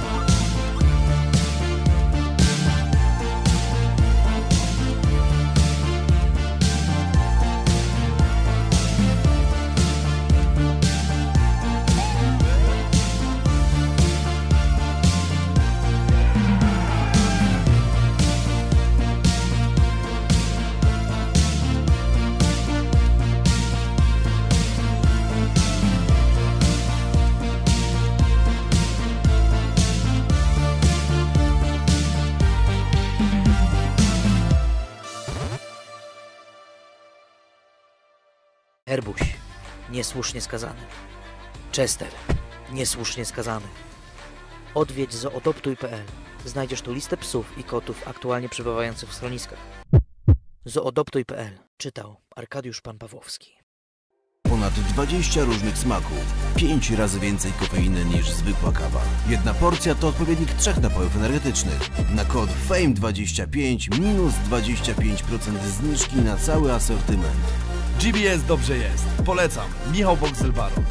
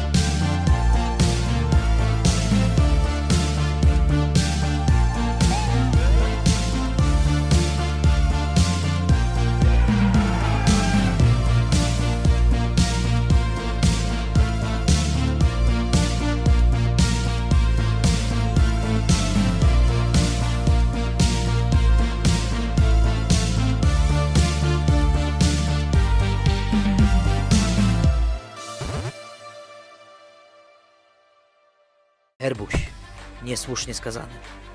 Chester, niesłusznie skazany. Odwiedź zoodoptuj.pl. Znajdziesz tu listę psów i kotów aktualnie przebywających w schroniskach. Zoodoptuj.pl. Czytał Arkadiusz Pan Pawłowski.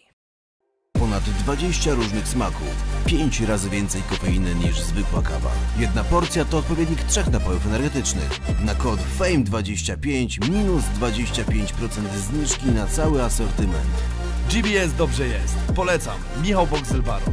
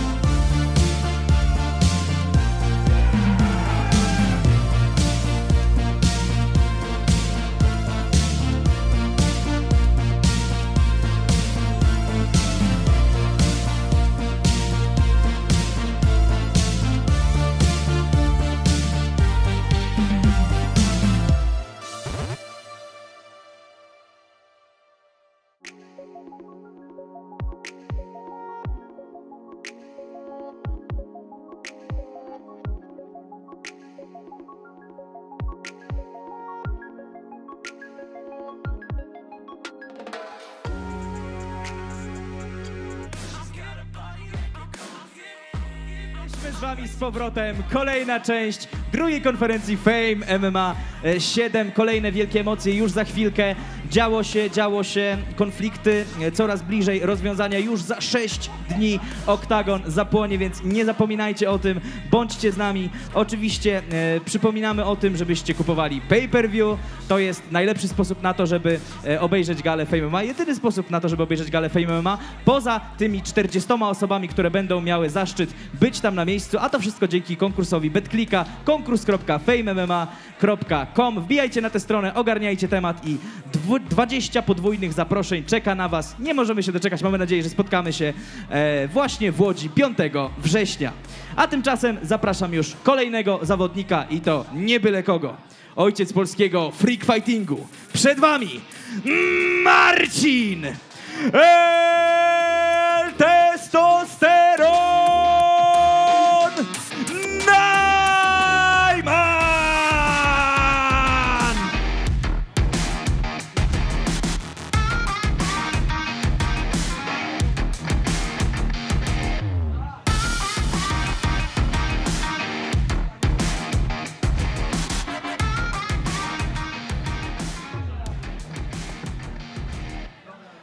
A jego przeciwnikiem będzie groźny Dariusz Lew Kaźmierczuk!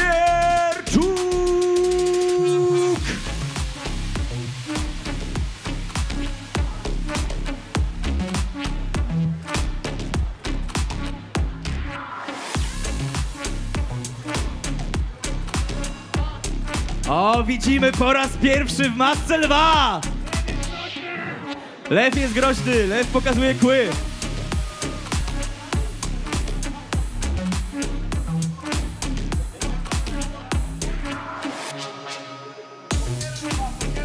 Ja się zastanawiam, czy on cokolwiek w tej masce widzi.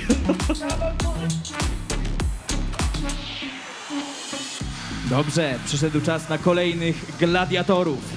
Przed wami Arkadiusz Aroj Tańcula!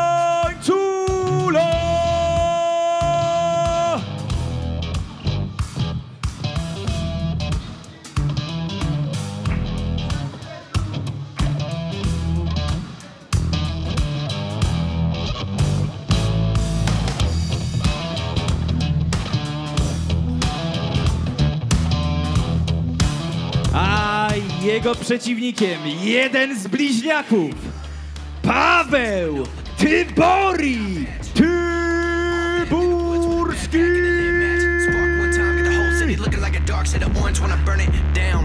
What it is, what it do, whole clique getting live in the talk of the town. Lemon City had a mouth and it wouldn't shut up. On a hunt for a crown, when they get it, I'ma burn it, cause nobody in the game right now even deserve it. What I need a crown for anyway? I should have a halo the way that I made a penny turn to gold. And a penny for your thoughts, I bet a penny for your soul.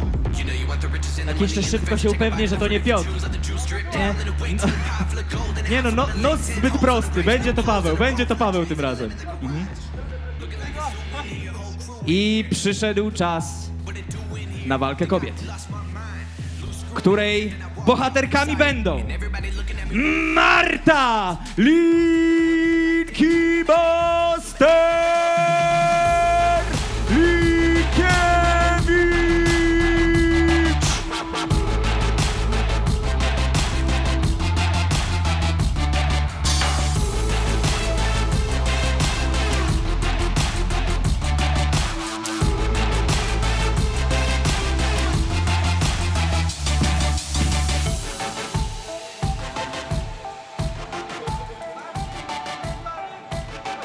A jej przeciwniczką będzie Marta Martirenti Rentel.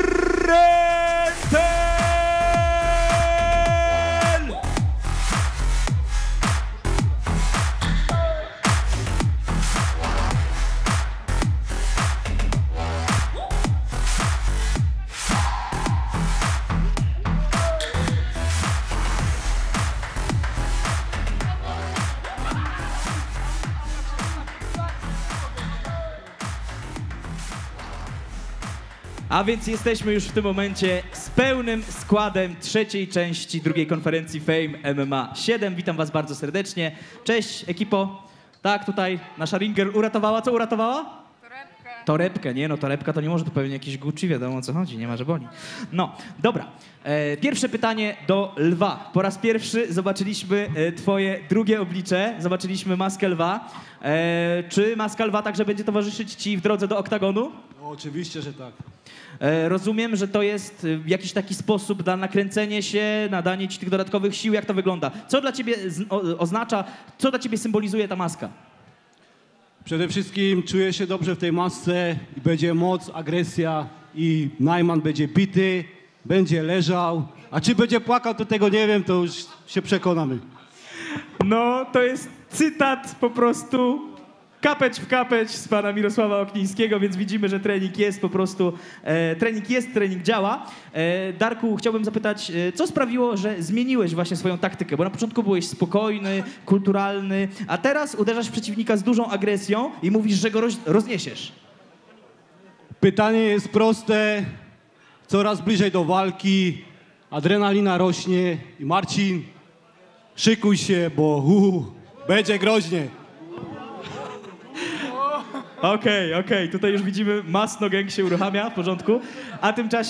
A tymczasem, Marcinie, dobrze wiemy, że jesteś bardzo zajętym człowiekiem, masz dużo na głowie. 5 września bijesz się z Lwem. gdzieś z tyłu głowy na pewno musi ci siedzieć Cassiusz, który jak wiemy nie będzie mógł zawalczyć z Lupą. Czy nie boisz się, że ta sytuacja z Cassio, ten konflikt w jakiś sposób wytrąci cię z równowagi, zdekoncentruje? Ale my mamy walkę razem, a nie, on nie ma z Cassio teraz walkę, tylko ma ze mną walkę. Tak, bo cały czas gadacie o Cassio. Cassio to już historia jest. To a już mi się to historia. naprawdę nie podoba. No gadajmy tutaj o naszej walce, mi się wydaje, że to będzie fair. Widzowie, mimo że Cassio jest tutaj nieobecny, widzowie też chcą wiedzieć, dlatego musimy o tym Ale porozmawiać. to jest historia już, dobra? Ja wiem, dobra, że- Paweł, to ty pozwólcie, że to podsumuję, bo faktycznie nie powinno się rozmawiać o nieobecnych, dlatego pozwólcie, że tylko skwituję to jednym zdaniem, a później przejdę do takich rzeczy dosyć istotnych.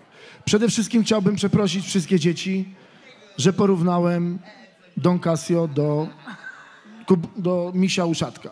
Przede wszystkim dlatego, że miś Uszatek to jest bardzo mądry miś, który edukuje dzieci, a jak wiemy Don Cassio to jest kompletny baran, który stoczył walkę i nawet za nią złotówki nie dostał ostatnio. Równie dobrze mógł to zrobić w klatce Fame MMA, no ale wyszło jak wyszło, uszko klapnięte. Ja dzisiaj na ten temat już więcej się wypowiadał nie będę, ponieważ moim najbliższym rywalem jest Lew. Ale póki wejdziemy na te takie bardziej emocjonalne, że tak bym powiedział, struny, to chciałbym, proszę Państwa, jedną bardzo ważną rzecz tutaj powiedzieć. Tej naszej walce towarzyszyły dwie akcje charytatywne, które zorganizowałem i chciałbym przedstawić Wam zwycięzców tych licytacji. Pierwsza licytacja to było miejsce w moim narożniku, w moim teamie, które wylicytowała osada Gubałówka na Polanie Pająkówka. Z ramienia osady będzie Rafał Zachraj, przedstawicielem w moim narożniku. Wylicytował to miejsce za 6 000 zł. W całości ta kwota będzie przekazana na rehabilitację naszego największego mistrza czarnego sportu Tomasza Golloba. Myślę, Serdecznie że Tomka to zasługuje na brawa, pozdrawiamy. naprawdę piękna rzecz. Piękna inicjatywa. Ale była jeszcze jedna akcja, którą zorganizowałem dosłownie 2 tygodnie temu na rzecz rehabilitacji Marka Piotrowskiego. Wystawiłem do licytacji jedno miejsce na mojej bluzie i za 1600 zł wylicytowała to firma Harpagan, usługi leśne, Marcin Koprowicz. Bardzo serdecznie gratuluję tym zwycięzcom. To 1600 zł również będzie przekazane dla Marka Piotrowskiego, na naszego wielkiego mistrza, czempiona sportów walki, na jego rehabilitację. I to chciałbym tak zakomunikować, no to takie dobre, pozytywne kwestie. Natomiast co do Lwa, posłuchajcie. Lew pojechał na obóz do Mirka Okińskiego. Tam trenował z bardzo dobrymi zawodnikami, takimi, którzy nawet walczą w UFC. Marcin, ja zawsze trenuję z bardzo dobrymi zawodnikami. Super. No więc tylko się cieszyć. Od razu widać, że i kilogramów Lew nabrał, od razu w momencie jakaś systematyczna, widzę tam dieta musiała być przeprowadzona, ale to dobrze.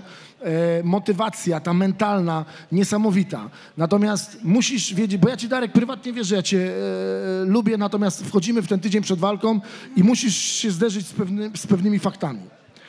W tym oktagonie będziesz sam. Tam nie będzie ani Mirka, ani Oleksiejczuka, ani Naruszki, oni będą poza ringiem. Tam będziemy sami. I teraz... Marcin, ja wiem, ale poczekaj, Darek, zaraz powiesz. Darek, zaraz powiesz. I teraz tak, ja wiem, że oni ci mówią i wmawiają, że Najman tu już jest stary, że Najman tu już nie umie uderzać. Faktycznie Najman nie jest już najmłodszy. Kurwa, zobaczysz, Najman będzie spierdalał. Najman już faktycznie ma lata te najlepsze za sobą, ale cały czas ten sam Najman takie lwy zjada na śniadanie. Kurwa, na śniadanie, rozumiesz? Człowieku, jak ty sobie to wyobrażasz, że ty wyjdziesz i co, i że ty mnie tam gdzieś rozwalasz? Co? Nakładli ci tych głupot do głowy, weryfikacja już w najbliższą sobotę. Szykuj się. Kurwa, nie ma sprawy. Okej. Zobaczymy, czy ty będziesz taki w klatce mądry, będziesz srał pod siebie. Okej, Marcin, a tu takie pytanie, no myślę, że warto je zadać, to ilu już takich lwów na śniadanie zjadłeś w takim razie? Jakbyś zobaczył bilans tych moich walk, to takich lwów już się przewinęło bardzo dużo i zwykle kończyli w pierwszej minucie walki. Okej, dobrze, więc Darku, no jest to naprawdę coś, czego chyba nikt się nie spodziewał, ale przejdźmy dalej. Jednocześnie chciałem powiedzieć, że bardzo przepraszam wszystkich, ale do tematu Cassiusza nie sposób nie powracać w momencie, kiedy jest to tak gorący temat. I Pawle, będzie parę pytań o to, no przykro mi, nie ma opcji, żeby o to nie zapytać, ale chciałbym teraz zapytać najpierw Arka. Arku, witam cię serdecznie. Cześć, Siemanko. Nigdy nie narzekałeś na nudę, ale ostatnimi czasy... Podoba ci się Cassiusz? No, blisko. Nigdy nie narzekałeś na nudę, ale ostatnimi czasy głośniej jest o rywalu i o jego sparingu z Cassiuszem. Czy widziałeś te filmiki i kto według ciebie przeważał? Tak, oczywiście, że widziałem, ale ja się nie znam na MMA, więc nie mi to oceniać, kto tam przeważał. Trzeba zapytać sędziów punktowych, jak ta walka wyglądała. Oj, nie ironizuj, ty się nie znasz na MMA. Mówiłeś, że za chwilę się będziesz z zawodowcami bił. Ale to za chwilę. Aha. Na razie jestem dopiero w przedszkolu. Okej, rozumiem. Pawle, w takim razie no, pytanie do ciebie, no nie unikniemy tego, jesteś prawdziwym killerem. Wyłączyłeś z gali Fame MMA 2 zawodników, w tym swojego brata, no i oczywiście Don Casio. Jak czujesz się ze świadomością, że Casio nie zawalczy? W jakikolwiek sposób cię to dotyka, czy uważasz, że Mnie, to nie jest do- okej? mnie nie dotyka fakt, że on nie zawalczy, jakby to nie było moim celem. Chociaż cieszę się, że nie zarobi. Teraz chociaż przeciągnie się to w czasie. Ale nie miałem celu takiego, żeby go wykluczyć z walki. Wyszło jak wyszło, to jest sport, życie. No. Okej. Trzeba trzymać gardę szczelniej. Okej, Renty, witaj dzisiaj w wersji na różowo, cześć. No. Ty, ale ja go kopnąłem w ucho, czy dostał strzała? No właśnie, no to... No. No właśnie, publiczność będzie miała jeszcze swój czas, a tymczasem Renty, twoja przeciwniczka mówiła w zapowiedzi, że zaprosiła cię do Fame MMA i ma nadzieję, że pokażesz więcej pazurka. Wiemy, że na co dzień jesteś raczej spokojna. Czy planujesz zaskoczyć rywalkę i cały świat dziś na ważeniu i na walce? Z tego co wiem, to generalnie większości osobom się wydaje, że ja wchodząc do oktagonu potknę się już o własne nogi. Nie wiem, czy na to liczy też moja rywalka, ale na pewno tak nie będzie. Więc tak, no planuję zaskoczyć, bo wydaje mi się, że teraz w moim kierunku jest absolutne zero oczekiwań, więc wydaje mi się, że nawet jeden prosty może zaskoczyć, jak patrzę po komentarzach czasami. Okej. Marta, w takim razie pytanie do ciebie, Linky Master. Wiele osób uważa, że Renty próbuje cię wciągnąć w swoją grę i sprawić, że ją zlekceważysz, że to jest po prostu manipulacja. Czy wyczuwasz tu jakieś gry psychologiczne ze strony przeciwniczki? Czy myślisz, że to, co widzimy na materiałach, to, co widzimy w zapowiedziach, to jest szczera prawda? No bo, powiedzmy sobie szczerze, ona jest dla ciebie przemiła. Jest dla mnie przymiła, jakby Zusie też wydawała się być taką miłą i ułożoną osobą, a tak naprawdę co będzie w oktagonie, no to zobaczymy. No, nie jestem w stanie przewidzieć, nie widziałam żadnej walki Marti, więc nie jestem w stanie przewidzieć, jak się zachowuje i no. Okej. Lew, pytanie do ciebie. No tak jak widzimy od początku, jesteś zupełnie odmieniony, jesteś innym człowiekiem niż na pierwszej konferencji. Chciałem zapytać, czy jest to właśnie zasługa Mirosława Oknińskiego, bo nazwisko legendarne, też człowiek, który pomógł kilku zawodnikom pokonać Marcina Najmana, więc wiedziałeś, do kogo uderzyć. Dwóch, tak. To był Trypson i Mariusz Pudzianowski. Trypson i Mariusz Pudzianowski, więc wiedziałeś, do kogo uderzyć. Tak czy siak, jak trenuje ci się z Mirkiem? Czy to właśnie on jest, czy można powiedzieć, że on jest ojcem tego nowego lwa? Niewątpliwie tak. Wiadomo, że Mirek jest najlepszym trenerem w Polsce. Także pod jego okiem zrobiłem duży postęp. Przede wszystkim ostatnie sparingi na obozie z bardzo dobrymi zawodnikami przekonały mnie o tym, że jednak umie walczyć. Pomimo tych moich porażek i dużo kłamstw na mój temat, bo w pierwszej walce, kurwa, ja nie przegrałem, jeszcze raz powtarzam, w 30 sekundzie, tylko w drugiej rundzie, kurwa, w 30 sekundzie, nie? To jest różnica. A ci, co się znają na MMA, to wiedzą, że to przytrzymać 5 minut, kurwa, w ostrej walki, bić się z kimś cały czas, ciosy padały w 30 sekundzie, po prostu w drugiej rundzie dostałem po prostu błędnika, widziałem gościa, kurwa, potrójnie i dlatego przegrałem walkę, ale to nie jest tak, że przegrałem w pierwszej rundzie w 30 sekundzie. Jest dużo kłamstw na mój temat i 5 września udowodnię wam wszystkim, że Lew wchodzi i Marcin, sorry, ale będziesz musiał przegrać, a widząc twoją formę na ostatnim filmiku, także jestem spokojny o zwycięstwo. Nie wiem, może to jest jakaś zadyma, nie wiem, może próbujesz po prostu pokazywać te swoje koślawe ruchy, no ale moim zdaniem jestem, no może nie 100%, bo 100% nie mogę dać, ale daję sobie 70% na zwycięstwo. Co z matematyki miałeś? Nie, okej, dobra, nie było pytania. Marcin, ale w takim razie pytanie do ciebie. Rywal rzeczywiście jest bardzo pewny siebie. No, ty wrzucasz rzeczywiście te materiały z treningów i czy wydaje ci się, że to jest jakaś próba w tym momencie zdeprymowania cię? Bo za każdym razem ty mówisz o tym, że te treningi są ciężkie i rzeczywiście widzimy, jak kopiesz, jak się poruszasz i tak dalej, i tak dalej. Czy uważasz, że tutaj jakby uwagi czy krytyka rywala jest zasłużona, czy on po prostu chce cię zdenerwować tymi komentarzami? Nie chcę być złośliwy, dlatego nie będę już wypowiadał się na temat tego sparingu Lwa, który tam Mirek Okniński zamieścił. Powiedziałem na początku... To nie był tylko jedyny sparring. Nie, no gratuluję. Natomiast Najman... Mi gratulujesz normalnych przygotowań, normalnych sparingów. Ale ja się cieszę, Darek, ale ja się cieszę. To nie jest normalne. Ja się cieszę, że jesteś w super formie, tym lepiej, no bo tym będzie słodsze moje zwycięstwo. Okej, w takim razie Paweł, tak, właśnie. Jesteś o 10 centymetrów wyższy od rywala. Czy uważasz, że warunki fizyczne czynią cię faworytem tego pojedynku? Wiesz co, warunki fizyczne, przede wszystkim umiejętności się liczą, tak, a nie warunki fizyczne. Jeżeli masz warunki fizyczne, a nie umiesz ich wykorzystać, no to co ci z przewagi wzrostu, powiedzmy. Więc myślę, że tu chodzi o umiejętności, jakie połączę z swoimi warunkami, no to zobaczycie 5 września, jakie to jest połączenie i tyle. I uważasz, że umiejętności także reprezentujesz wyższe od swojego rywala? Wiesz co, wyjdzie w oktagonie, no nie będę tutaj, wiesz, mówił nic, wyjdzie w oktagonie, wszystko zobaczycie wszyscy 5 września. No chciałbym cię właśnie trochę o to podpytać, bo jednak w swojej debiutanckiej walce Fame MMA pokonał Alana Kwiecińskiego, co było dużym takim zaskoczeniem, dla niektórych wręcz szokiem, czyli zawodowca. A tobie bardzo zależy na tym, mówiłeś o tym, że ja cię sprowadzę po prostu do twojego rzędu. Ja ci udowodnię, że nie jesteś gotowy na to, żeby się bić z zawodowcami. Jak pokonam, to ja ciebie pokonam, tak? Więc chciałem... Tak, generalnie bardziej zabolało mnie to, jak dał wywiadu, już z nim rozmawiałem, ale każdy popełnia błędy i każdego gdzieś tam poniesie, że może wszystkich wziąć bez przygotowania na fejmie i tym jakby uderzył trochę we mnie, dlatego w ogóle ta walka jest. Bo przez ten wywiad jakby wzbudził we mnie takie emocje, że bardzo chciałem mu udowodnić, że tak nie jest, więc 5 września po prostu wszystko będziecie mieli jak na tacy. Kurczę, teraz to ja trochę jestem zdziwiony, bo zawsze jesteś taki pewny siebie do przodu, a teraz ale jesteś taki ja spokojny. jestem pewny siebie, to nie jest tak, wiesz... Czy to też jest jakaś przemiana w tym momencie, czy... Nie, to nie jest żadna przemiana, jestem pewny siebie i to jakby... Nie ujmuj mi, dobra, Arek, bo zaraz po ciebie pójdę. No proszę bardzo, możemy próbować. No? Nie, jestem pewny siebie, po prostu nie lekceważę przeciwnika, a wiesz, ja jestem pewny i wiem, że wygram tę walkę, ale nie będę ci mówił o moich umiejętnościach, jakie są. Wiesz, to mówienie zostawmy Kasiuszowi, a mi zostawmy walkę, dobra? Okej, to jest odpowiedź, która mnie satysfakcjonuje, to jest coś, co jakby rozumiem, bo mam po prostu dysonans, bo jednak w momencie, kiedy rozmawiałeś z Kasiuszem, to był bardzo duży... Tak.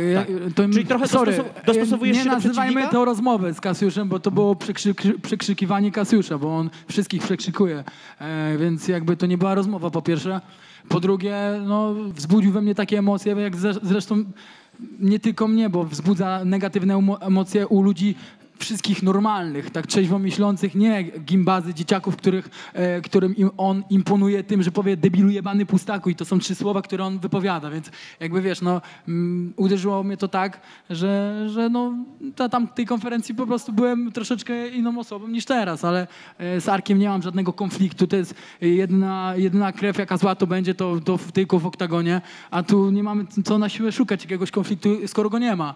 Tym bardziej, że wiem, że wypowiada się z szacunkiem do mnie, więc ja też się do niego wypowiadam z szacunkiem i ten szacunek zostawimy na chwilę przed oktagonem. W oktagonie sobie wyjaśnimy, później wyjdziemy i pewnie będzie normalna sprawa, w sensie normalna relacja, tak? Czyli można powiedzieć, że ty po prostu dostosowujesz się do tego, jak zachowuje się rywal. Trochę jakby grasz na tyle, na ile rywal pozwala i jeżeli ktoś cię przekrzykuje, no to musisz wejść w tę grę, żeby... Trochę jestem aż zły na to, że zszedłem do poziomu Kasiusza na poprzedniej konferencji, bo staram się trzymać ten poziom, a tam jakby gdzieś tam też mnie poniosło, jakieś kurwy poleciały, to po prostu z tego względu, że ten chłopak, jak wiecie, wyprowadza z równowagi chyba każdego normalnego człowieka.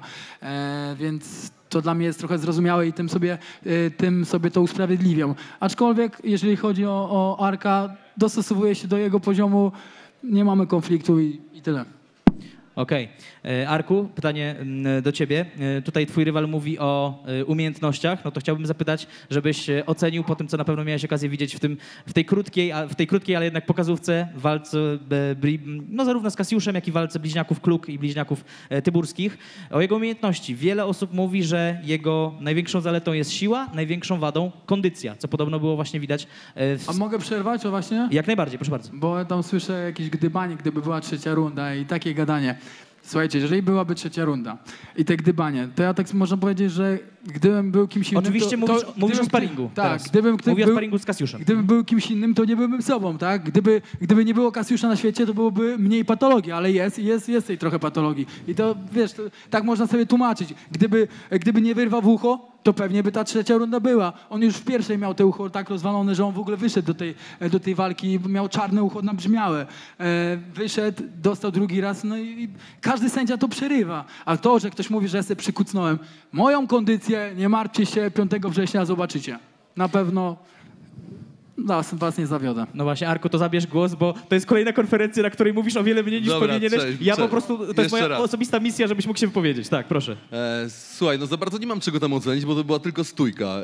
MMA, jak wiemy, składa się i z zapasów, i z parteru, więc nie wiem, jak się zachowują chłopaki, nie wiem, jak się zachowuje Paweł, kiedy zostanie przyciśnięty do siatki, nie wiem, jak się zachowuje, jak będzie leżał na ziemi. Nie mam jak tego ocenić. Stójka to stójka, ale możemy się, wiadomo, wszystko zaczyna się Arku, od w stójki. parterze możesz spytać mojej dziewczyny, jak jestem. Co, jeszcze raz? Arku, możesz spytać mojej dziewczyny Moniki, jaki w parterze jestem. Ale który Arku, który... Nieważne, dobra. Której Moniki teraz, tak? Poczekaj. Pamiętaj, że tu jest kilku Arków. Dobrze, dobrze. To o tym sobie pogadacie po konferencji. Ale macie też obydwoje takie same dziewczyny? Zdarzało się. Ja po prostu jestem trzecim bliźniakiem, tylko mnie podmienili przy kołysce. Ale te same dziewczyny się zdarzały. Aha, dobra. No. Tak, ja jestem trzecim bliźniakiem, podmienili mnie przy kołysce, wychowywali na fast foodach. Dobrze. Renti, pytanko do ciebie. Przez ostatnie tygodnie wylało się na ciebie dużo hejtu. Jeśli chodzi o Fame MMA, to jest już trochę taki... Śledziłeś to? Śledziłem. To taka moja robota. Arek, ty nie masz co robić. No co mogę powiedzieć, Siedzę przed tymi, łapka w dół, łapka w dół, łapka w dół. Nie, ale żeby nie było, rzeczywiście wylało się na ciebie dużo hejtu i od początku zdecydowanie jesteś jakby tutaj tą stroną mocniej krytykowaną przez ludzi i ostatnio bardzo absurdalny był powód tego, ponieważ najnowszym powodem były rozpuszczone włosy na materiałach promocyjnych. Aha, jak się do tego odniesiesz? Bo to jest dosyć absurdalna rzecz. Słuchaj, jeżeli chodzi o hejt, to on był, on będzie, on jest i jak ktoś coś robi, i ludzie ogólnie mało robią, jeżeli ktoś robi coś więcej, to zawsze jest ten hejt. Jestem do niego przyzwyczajona, jest od zawsze, będzie, nic się z nim nie stanie, nie zginie, więc ja po prostu też nie zajmuję się tym, żeby czytać te komentarze i się tym przejmować, bo można oszaleć, a ja mam swoje konkretne cele. To do pierwszej części. Co do drugiej, jeżeli chodzi o włosy. Dzisiaj postaram się odpowiadać na pytania, nie dość, że pełnym zdaniem, to jeszcze na temat. Dzisiaj związałam, zobacz. Great success. Dzisiaj związałam włosy jak coś, ale jak liczycie, że powiem coś głupiego, to na pewno też tak będzie, więc możecie na mnie liczyć zawsze, jeżeli o to chodzi. Jeżeli chodzi o włosy, to przed sesją przyszła właśnie cała ekipa z Fame MMA i mówią tak, dobra, robimy zdjęcia, chcesz rozpuszczony czy związany? Ja mówię, dobra, zostaje rozpuszczony, to będzie więcej komentarzy. Zażartowałam, potem patrzę, Jezus Maria, naprawdę. To jest tak łatwe do przewidzenia czasami. Zrobiłam to tak, wiesz, ja lubię Ale czasami wyciągasz tak. wnioski, widać, no tutaj. Wyciągam, tak, teraz codziennie włosy związane. Tutaj jakiś także romans się w ogóle zawiązuje, tutaj widzę. Co tu się dzieje? Romans? No nie wiem. Na kolejnej gali będzie konflikt z Michałem Michał, Gałą. nie jesteś zazdrosny. Będzie konflikt z Michałem Gałą. Nie jesteś, Gała co? tam siedzi już. Kolejna walka, Michał. Michał Gała siedzi, no właśnie. Michał, kolejna patrz, co walka. się dzieje, nie? Michał, kolejna walka, szykuj się. No. I będziecie się mogli dowiedzieć, jak tam parter. Nieważne, dobrze. A ja z Moniką. Nie ciągnijmy tematu, dobrze, lecimy Monika dalej. nic nie mówiła, że lubi dziewczynę, ale mogę zapytać. Ja za trójkątami jestem okej. Dobrze, Marto Linkiewicz, teraz twoja kolej. W poprzednich walkach... Też o włosy będzie pytanie? Tak? Słucham? Nie, czy do Marty też o włosy pytanie? Nie o włosy tym razem, nie o włosy. U Marty nie ma o co pytać. No tym bardziej, że Marta w tym temacie raczej nie będzie miała problemu. Rozpuszczone włosy nie są problemem Marty Linkiewicz w tym momencie. Marta, w poprzednich twoich walkach nie brakowało wyzwisk, dużo takiej negatywnej energii, wulgarności. Tutaj jest o wiele spokojniej, wbijacie sobie szpileczki, ale jest w tym takiej dużo takiej pasywnej agresji. Czy taka formuła, czyli jednak oparta bardziej o szacunek niż o wyzwiska, niż o hejt, bardziej ci odpowiada, jeśli chodzi o konferencje, jeśli chodzi o te przygotowania do walki, czy nie ma to dla ciebie żadnego wpływu i na walkę, jakby walka to jest walka, przygotowujesz się tak samo? Lubię taką spokojną atmosferę, ale jeśli polecą jakieś iskierki, to nie mam nic przeciwko. Rozumiem. Ale zazwyczaj aktualnie wolę spokój, jakby wyciszyłam się ostatnio, więc No tak, ale wolisz bardziej właśnie tak jak z Marty Renty, czy z Lil Masti, czy na przykład bardziej jak z Esmeraldą, Nie no, prawdziwa że Popelina, wióry lecą? Z Lil Masti jeszcze nie było tak źle. Prawdziwa Popelina była podczas mojej walki z Godlewską. Wtedy leciały prawdziwe wyzwiska. Ale wydaje mi się, że jeśli chodzi o walkę z Lil Masti, z Zusie i walkę z Marty, to wydaje mi się, że jest tu zachowana większa kultura. I taki spokój bardziej mi odpowiada jakby. Okej, no to w takim razie Nie widzę sensu wyzywać się z osobą, której w ogóle nie znam i która lata mi koło dupy. Okej, no to w takim razie pójdźmy dalej z tym tematem, bo już została wywołana Lil Masti. Czy po ewentualnej wygranej... Ja wiem, że ten temat powraca Kolejne za każdym pytanie. razem. No ja wiem, ale muszę o to zapytać, bo to jest coś, co zawsze powraca. Czy po ewentualnej wygranej z Marty Renty właśnie celem byłaby walka o pas mistrzowski? Bo, co jest ważne, jesteś coraz wyżej klasyfikowana nawet w rankingach. Takich tam Tak, duża wiem. afera była z tym. Powiem ci Tapology, tak? Pożyjemy, zobaczymy. Ja mam mnóstwo wolnego czasu.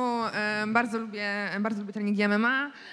Aczkolwiek chciałabym zobaczyć też inne kobiece walki, więc Urlopik? nie wiem, zobaczymy. Okej, no to zobaczymy. Lew, wracam do ciebie z pytaniem. Poza wsparciem trenera Oknińskiego, trenujesz z zawodnikami naprawdę wysokiej klasy, o tym też mówił Marcin, między innymi z Michałem Oleksiejczukiem. Jak radzisz sobie w zestawieniu z fighterami tej klasy, czyli naprawdę no, najwyższej, można by powiedzieć? Nadążasz za nimi, czy jednak mocno odstajesz? Nie no, nie można mnie porównywać do zawodnika UFC, ale powiem szczerze, że z innymi zawodnikami świetnie sobie radziłem. I nie obawiam się w ogóle niczego. Marcin chyba się z tego śmieje. Jakiś komentarz będzie? Dlaczego nie można porównać? No przecież tam był sparring taki, widziałem. Nie wiem, czy dobrze widziałem, No ale był z takim sparring, no to zawodnikiem... sam go możesz ocenić. Ja nie jestem od oceniania. No Marcin, no... Nie bądź taki skromny, Lew. Ja zawsze jestem skromny. No to groźny czy skromny? Nie da się jedno i drugie naraz. Groźny i skromny. Okej, dobrze.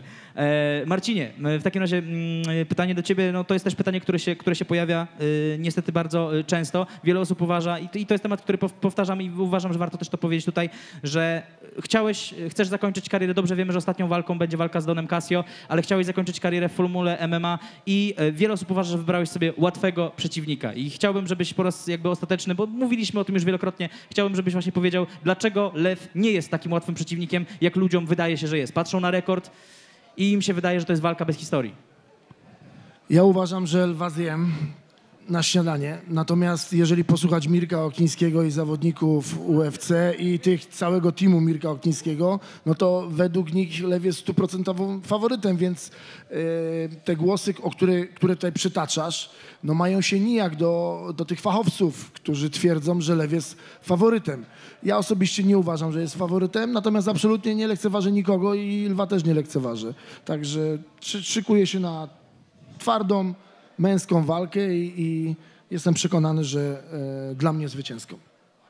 Okej. Arku, ciągle powraca temat walki z Alanem Kwiecińskim. Sam zainteresowany bardzo chce tego rewanżu. Mamy Hassan Wiewiór 2, mamy Ferrari Polak 2, no to może Tańcula Kwieciński 2. Przede wszystkim, czy ty jesteś chętny na tę walkę i czy uważasz, że przeciwnik na nią zasługuje?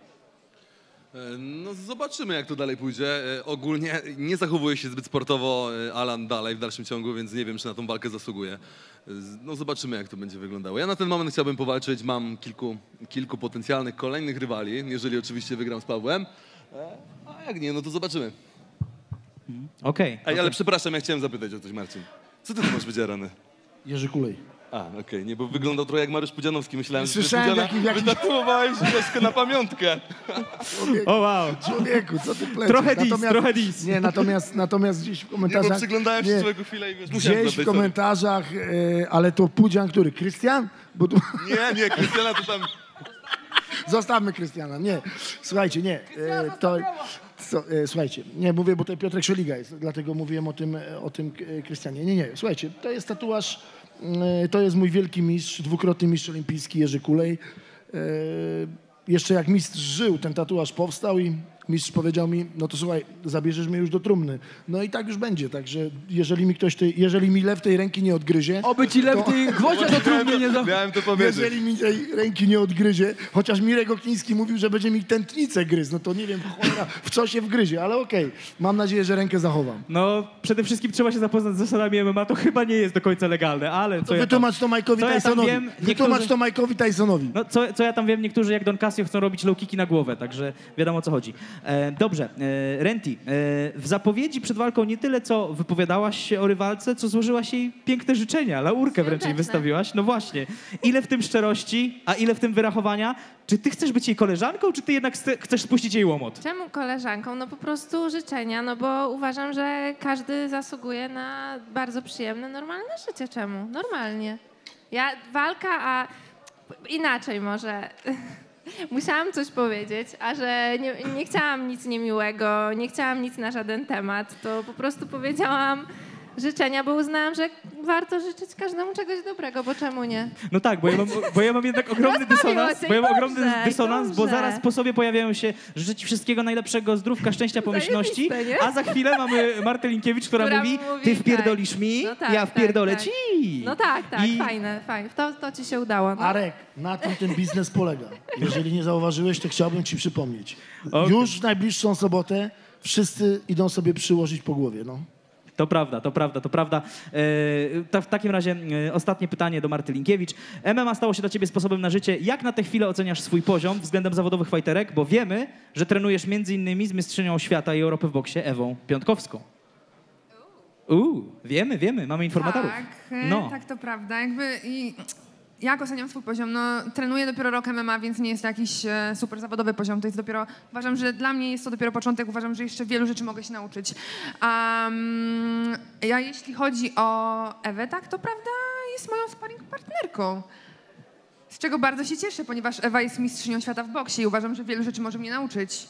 No właśnie, to w takim razie podpytam podobnie jak u Lwa, czy jesteś w stanie dogonić Ewę, czy raczej to jest tak, że... Kotek, Ewa ma 35 lat, jakby jest doświadczona i wydaje mi się, że trenuje większość swojego życia. Ja nie trenowałam większość swojego życia. Czy ją dogonię? Nie wiem, zobaczymy, co będzie za x lat, jakby aktualnie trenuję i na tym się skupiam, ale nie jestem w stanie przewidzieć tego, co będzie. Ja korzystając z okazji, bo jak już kończysz, to chciałem tylko zapytać Kasiusza, nawiązując do tego ucha, co tam słychać? Pewnie niewiele. Tak czy siak, dziękujemy serdecznie. To była trzecia część konferencji. Marcin El Testosteron Najman, brawa, tak. Arkadiusz Tańcula, Marta Linkiewicz, Dariusz Lew-Kaźmierczuk, Paweł Tyburski oraz Marty Rentel. Dziękujemy serdecznie. Już za 5 minut wracamy z ostatnią częścią konferencji. Lecimy!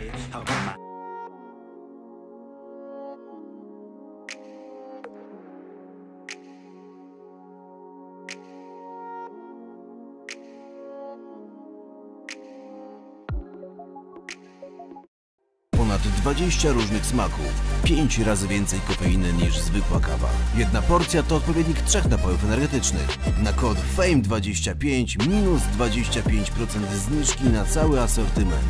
GBS dobrze jest. Polecam. Michał Boxel-Baron.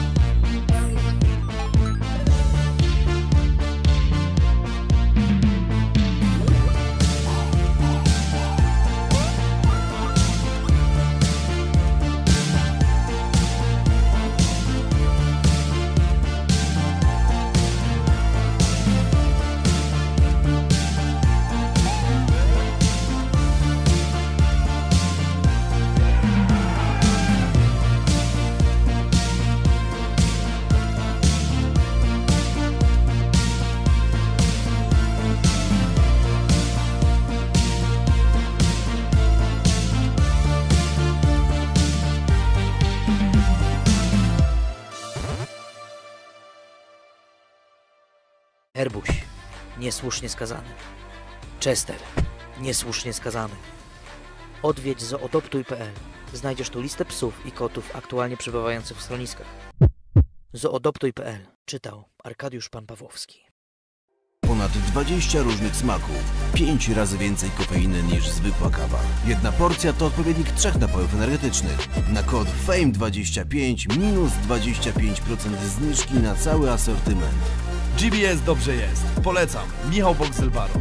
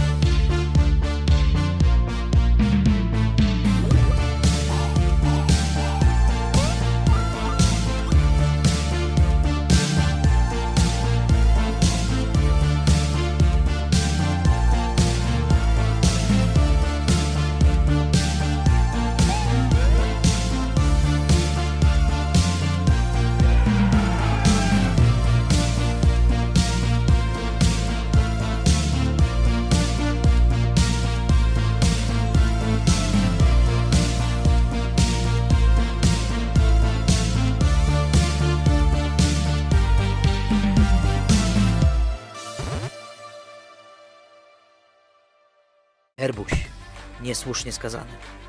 Chester, niesłusznie skazany. Odwiedź zoodoptuj.pl.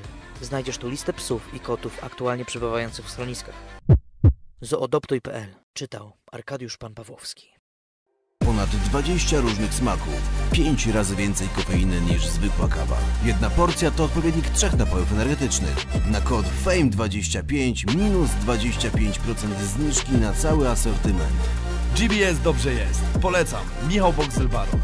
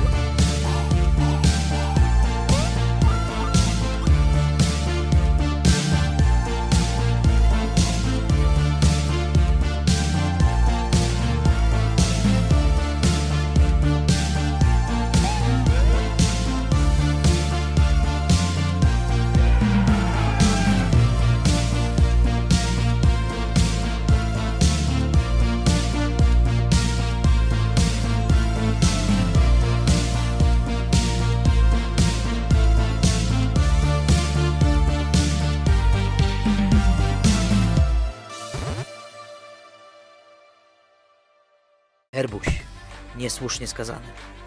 Chester, niesłusznie skazany. Odwiedź zoodoptuj.pl. Znajdziesz tu listę psów i kotów aktualnie przebywających w schroniskach. Zoodoptuj.pl. Czytał Arkadiusz Pan Pawłowski.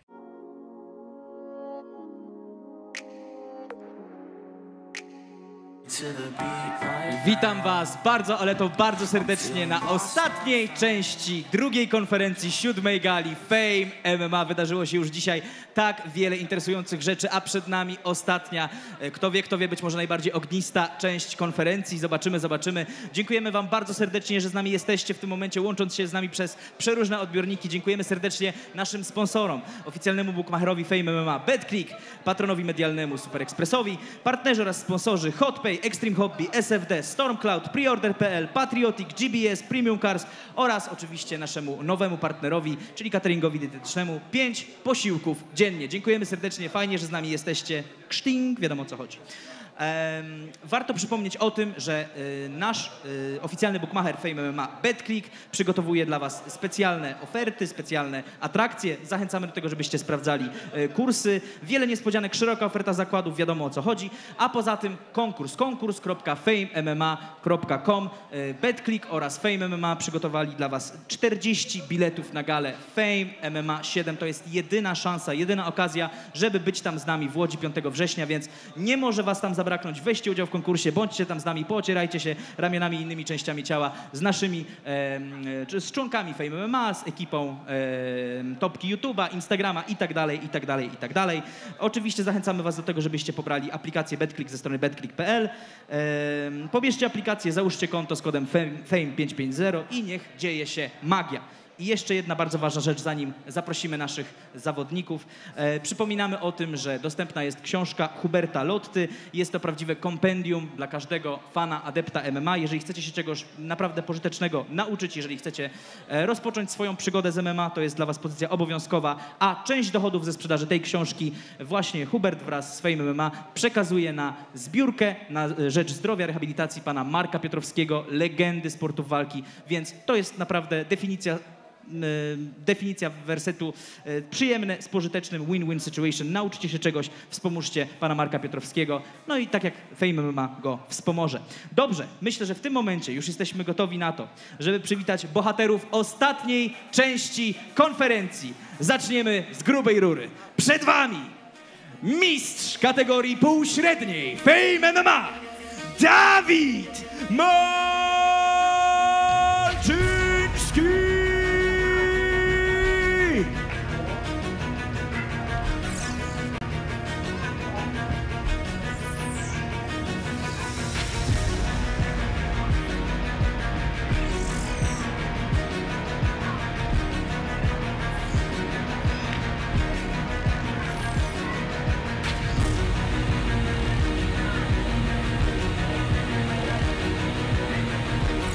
Przywitał się niczym królowa Anglii ze wszystkimi. Witam wszystkich. A jego przeciwnikiem będzie potężny włodarz Wojciech Gola!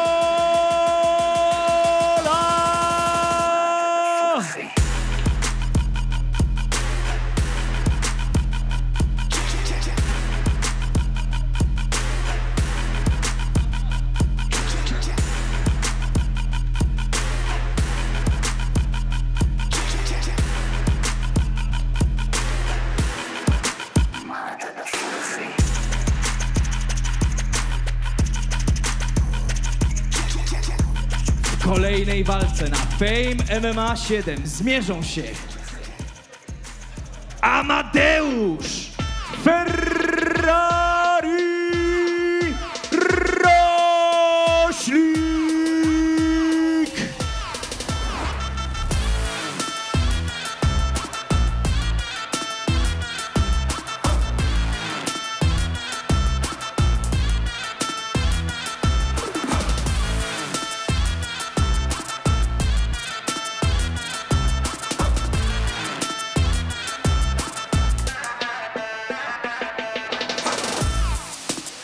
A jego przeciwnikiem będzie Adrian Polak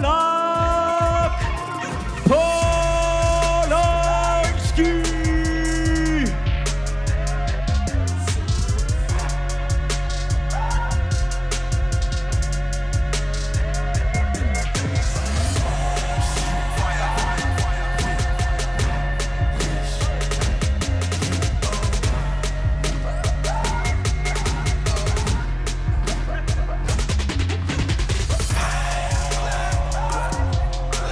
To oczywiście bohaterowie naszego co-main eventu, a przyszedł jeszcze czas na gwiazdy wieczoru, czyli zawodnicy z main eventu.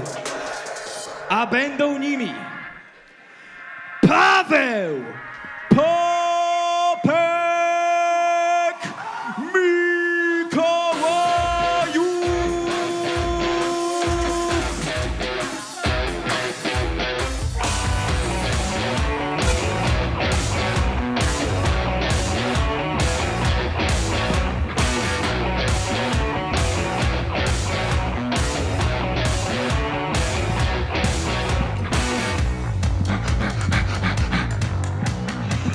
Co to było? Okrzyk wojownika. Każdy wita się tak, jak potrafi. A jego przeciwnikiem będzie Damian Stifler Zdulczyk.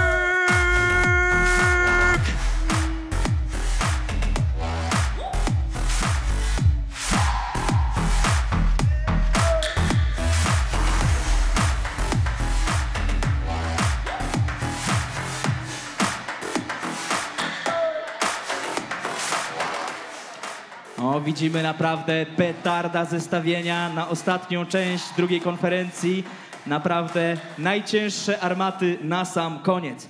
Wojtku, po raz kolejny rzutem na taśmę walczysz na gali Fame MMA. Przeciwnik poważny, bo mistrz kategorii półśredniej Dawid Malczyński. Z poprzednim przeciwnikiem rozprawiłeś się bez większych kłopotów. Teraz może nie być tak łatwo. Czy nie sądzisz, że...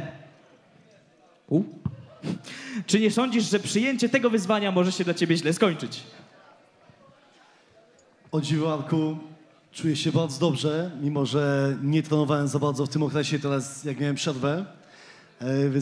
Wyzwanie przyjąłem w sumie na ostatnią chwilę, zaraz po wakacjach, ale moje sparingi, i myślę, że to trener może potwierdzić śmiało, są lepsze niż przed walką z Rafoniksem. I mówię to szczerze. Nie wiem, czy coś mi się w głowie pokręciło tutaj, może dostałem za mocno jakiś cios tam, ale czuję się pewny siebie i wychodzę do tej walki z dobrym nastawieniem. Także damy na pewno dobrą walkę. Piszczele będą łamane. Dawid cały czas uśmiechnięty. Spodziewaliśmy się spektakularnego powrotu, ale na pewno nie tak szybko. Jednak nie zwycięzca walk Polak, Ferrari czy Hasan Wiewiór, tylko potężny włodarz. Skąd pomysł na wyzwanie? Prywatnie się lubicie. Czy to nie utrudni ci zadania? Nie, no, koledze też przypierdolę. Bardziej chodzi o to, że gdzieś tam były plany, żeby zawalczyć... żeby gdzieś tam zawalczyć na 8, może nawet na 9, a zadzwonił magiczny telefon i padła propozycja, a może już teraz. A w sumie nie wiemy, co będzie w przyszłości, może znowu nas zamkną w domach i nie wiem, nie będzie fejmu przez rok czy 2 lata, to mówię, jak los daje, to biorę. Ale tu szacunek dla ciebie, Dawid, że przyjąłeś to wyzwanie na ostatnią chwilę. Bo ja bym się bał. Dziękuję. Okej. Już pierwsze podpuszczanki. No to przejdźmy do pary Ferrari kontra Polak. Panowie, to jest pytanie do was obu. Do tej pory wasza walka kojarzyła się z wielkimi emocjami, sporą ilością akcji, a ostatnio, szczególnie podczas face to face'a, to troszkę siadło. Podczas programu wiele osób miało wrażenie, że zaraz się pogodzicie. Jak do tego doszło? Tak naprawdę Adrianek jest moim najlepszym kolegą. Okej. Adrianie, czy chcesz się wypowiedzieć? Co siadło? Największe emocje dopiero przed nami. Walka będzie za tydzień. Więc... Tak, no to jest, ja się z tym absolutnie zgadzam, ale wiele osób uważa właśnie, że po prostu czekają na walkę, ale czekali też na ten wielki ogień w face to face, którego zabrakło. No a teraz będą czekali na walkę i wydaje mi się, że jak skończy się ta walka, będą czekali, żeby pojawiła się na YouTube, żeby obejrzeć ją jeszcze raz. Okej. Amadeuszu, a teraz już na poważnie, jak to wygląda z twojej strony?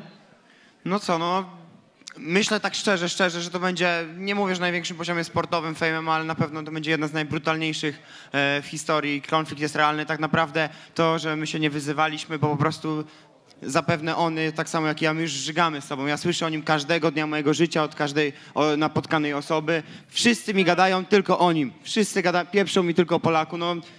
Idzie się zżygać, nienawiść jaka była, taka jest dalej, ale to już zostawimy sobie do oktagonu. Tak myślę bynajmniej 9 minut na pierdzielanki. Gwarantuję, że to będzie jedna z najbrutalniejszych walk w historii Fame MMA. Muszę cię poprawić, powiedzieć przynajmniej, bo to bardzo dużo osób też się czepiało. Przynajmniej, bynajmniej to nie to samo. Wiem o tym. No, to warto o tym pamiętać. Amadeuszu, podczas face to face rzeczywiście było gorąco, ale zachowawczo. Czy cały czas jesteś głową w grze, czy nie dałeś się wyprowadzić rywalowi z równowagi? Bo tak jak sam mówiłeś, spodziewałeś się większego ognia i też byłeś troszkę zaskoczony tą sytuacją. No nie dałem się wyprowadzić z równowagi, bo nawet nie próbował mnie wyprowadzić z równowagi. Miałem nawet może ochotę jakieś tam trochę się poszczypać. No ale co mam ci powiedzieć? Jak rywal podchodzi do mnie z szacunkiem, to nie będę z siebie robił debila i siedział naprzeciwko i tam, nie wiem, kurwa. Okej. Się pruł. Adrianie, ten konflikt jest niezwykle osobisty. Część osób uważa, że tej walki w ogóle nie powinno być. Wygrałeś, temat powinien być zamknięty. Dlaczego mimo wszystko zdecydowałeś się dać rewanż Ferrariemu? Czy to jest bardziej twoja potrzeba, czy to jest jego potrzeba, czy po prostu chciałeś dać ludziom to, czego chcieli? Bardziej ludziom, włodarze też nie dawali mi, cały czas miałem proponowaną tą walkę, cały czas. No ale tak jak powiedziałeś, mi też się wydawało, że już to wszystko jest za mną, ten konflikt jest wyjaśniony, na to wygląda, że nie, trzeba go wyjaśnić jeszcze raz, spoko. Okej, no to tylko w takim razie się modlić, żeby Amadeusz tej walki nie wygrał, bo będzie trylogia, no to już nie zachowacie tej nienawiści na tak długo. Dobrze. Stifler, pytanie do ciebie. Stifler, zbliża się godzina 0, twoja chwila prawdy. Czy zgodnie z tym, co mówił twój przeciwnik, zaczynasz czuć coraz mocniejszy stres? Tym większy, im bliżej twoja walka? Nie, no właśnie jest na odwrót, nie? Znaczy od tamtej gali to już tak w ogóle nie ma żadnego stresu, nie? Być może ten stres zacznie się tam podczas ważenia w ostatni dzień, a teraz nie ma w ogóle. Bo widzę tutaj, też siedzisz o wiele już pewniejszy siebie, już nie masz tych nerwów, które miałeś na pierwszej konferencji. No tak. To też się zmieniło. Okej, w porządku. Popek, pytałem wiele osób, chciałem także zapytać dzisiaj o to włodarzy, bo wcześniej, bo wiele osób mówi o walce o pas mistrzowski wagi ciężkiej, kategorii królewskiej. No i na pewno jesteś na szczycie osób, które mogłyby w tej walce wystąpić. Z kim najchętniej byś się zmierzył w walce o mistrzowski pas przy założeniu, że odprawisz Stiflera? Odpowiem na to pytanie, ale czekajcie, bo mam wizję. Chcecie usłyszeć moją wizję? To będzie wyglądało tak. Co ja widzę? Widzę Stiflera w klatce, który jest głodny i wystraszony. Ja zresztą też. I widzę, że chcę się przywitać z fanami, ale widzę, że nikogo nie ma. I dostaję szału, podbiegam, to ląduje mu na szczęce, on dostaje padaczki, wykręca mu ręce i nogi w drugą stronę. Ty się, Stifler, nie denerwuj, nie bój, ja po prostu tak widzę. I później jakoś się wszystko ułoży. Tak, to jest coś, co zasługuje na brawa, zdecydowanie. Ale Stifler, tutaj Popek mówi o wizjach, a ty także kojarzysz wizję, kojarzysz wróżkę Orianę i tak dalej, i tak dalej. Jak wyglądają jej wizje na temat twojej walki z Popkiem? Znaczy, no ja już nie wiem, czy... Aha, już mówiłem to. Mówiliśmy o tym, tak, ale może nie każdy wiedział. No. Tak, no że ja zanim przyjąłem tą walkę, dowiedziałem się, że mogę walczyć z Popkiem, to pojechałem właśnie do wróżki Oriany i zapytałem się, czy nie miał jakichś trwałych urazów, nie? No i okazało się, że nie. No i wtedy przyjąłem tą walkę, nie? A teraz już w ogóle polegam, znaczy teraz ja się strasznie interesuję numerologią, nie? No i wiem, że wszystko będzie dobrze. Okej, a jak... Ja myślę, że jak wróżka powiedziała, że Stiflerowi się nic nie stanie, to tak będzie na pewno. Ale czy to jednocześnie sugerowałoby, że Stifler wygra tę walkę? Czy takiej informacji nie dostałeś? Nie, tego się nie da, karty tego nie powiedzą. Rozumiem. Czyli tylko coś dookoła, ale bezpośrednio, jakby nie podadzą ci... To jest hazard, tak nie nie można. Nie podadzą ci numerów, to lotka. Okej, rozumiem, o co chodzi. Popek, to w takim razie powiedz mi, czy ty w ogóle powiedziałeś przed chwilą o swojej wizji, czy wierzysz w tego typu rzeczy? Czy wierzysz we wróżki, czy wierzysz w numerologię? Wierzę, bo od razu po konferencji obiecałem, że dam swoją datę urodzin i godzinę, kiedy się urodziłem. Stiflerowi sprawdzi, jak to będzie wyglądać w przyszłości. Okej. Wojtku, w takim razie pytanie do ciebie. W swojej ostatniej walce pokonałeś Rafoniksa, Dawid zaś musiał uznać wyższość Adriana Polaka. Czy uważasz, że psychologiczna przewaga jest po twojej stronie? Czy myślę, że nastawienie jest bardzo ważne i to ma duży wpływ. Ale Dawid też nie należy do gości, którzy są jakoś negatywnie nastawieni. Ale myślę, że boi się i tak się boi. Nie, tak, nie należę do takich ludzi, którzy przed walką dużo mówią. Ja po prostu wygrywam swoje walki. Ale dosyć dużo mówiłeś przed walką z Adrianem Polakiem. A to nie, to w dwie strony, jak w dwie strony to spoko. W sumie Dawid miał póki co przeciwników, nie ujmując tutaj Adrianowi Amadeuszowi. Wojtek, ja siedzę blisko, uważaj, co mówisz. I wiesz, ostatnia walka z Tomkiem Olejnikiem. Świetne zwycięstwo. Ja coś czuję, Dawidzie, że Wojtek cię podgryza. Troszkę nabijając się z Olejnika, a Ty już się raz nabijałeś z Olejnika, kurwa, a potem przepraszałeś. Także się uspokój. Nie, właśnie. Tomek Olejnik jak najbardziej jest naprawdę fajnie, że walczy teraz na gali. Już się tak, już znowu przepraszam. Dobra. Nie chcę nazwać tutaj powinienem już przed konferencją przeprosić. Tak. Ale nie, tak szczerze, to powiem tobie, Janku, że Tomek Olejnik, uważam, że ta gala zrobiła z niego mężczyznę. I myślę, że wiele ludzi też tak myśli. Sam Tomek pewnie też się do tego Czyli idąc tokiem myślenia Wojtka, trzeba ode mnie knockout wyłapać, żeby mężczyzną się stać. Także Wojtek, już niedługo będziesz miał. Oj, mocne słowo. Dobrze, ale Dawid, teraz już tak bez śmieszków, zupełnie brutalnie. Obok ciebie siedzi ten, który w Anglii cię pokonał. Co jeżeli przegrasz z Wojtkiem? Będziesz mistrzem z 2 porażkami z rzędu. To jest sytuacja naprawdę niespotykana w świecie sportu walki. I od tego jest Fame MMA. No. Tylko tutaj jest to możliwe. No co wtedy? Nie wiem. będą mnie chcieli jeszcze, to może wyjdę. No. A jak mnie wyrzucą, to zostanę piosenkarzem. Komuś nie podoba się ta idea, bardzo. Dobrze, ale zupełnie na serio. Jakby gdzieś tam siedzi to w głowie, że ludzie będą na ciebie patrzeć inaczej. Człowiek, który ma pas, ale jednak przegrał 2 ostatnie walki, rozumiesz. Będąc mistrzem, musisz mierzyć się za każdym razem z silniejszymi, wiesz, z kolejnymi przeciwnikami, dawać siebie wszystkiego, za każdym razem udowadniać. Mistrzem się nie jest, mistrzem się zostaje za każdym razem na nowo. Jak na to patrzysz? No, w sensie, no to taki mistrz jest, wiesz, no... To jest Fame MMA, to nie jest UFC, że tutaj mistrz musi udowadniać każdemu, rozwalać i być terminatorem. Tutaj troszeczkę tak z lekkim przymrużeniem oka trzeba do tego podchodzić. No wiadomo, no jak przegram tę walkę, to będzie śmieszne, że ktoś ma pas i przegrał ostatnie 2 walki. Nie wiem, co wtedy, no co wtedy? No, co by nie było, Dawid, już w tej chwili wielu zawodników walczy o to i dla nich to jest naprawdę, wiesz, kurde, wiele znaczy taki pas. I myślę, że ty też to pewnie doceniasz.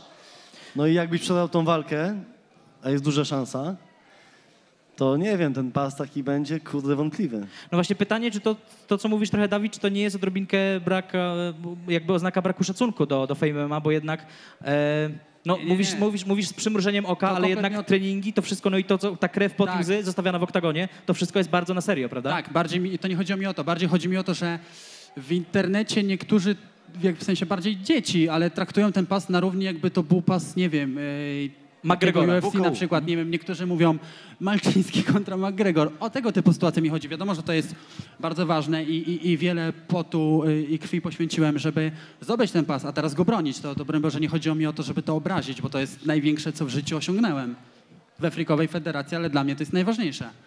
To nie chciałem, to właśnie źle mnie zrozumiałeś, to kompletnie nie chodzi o to.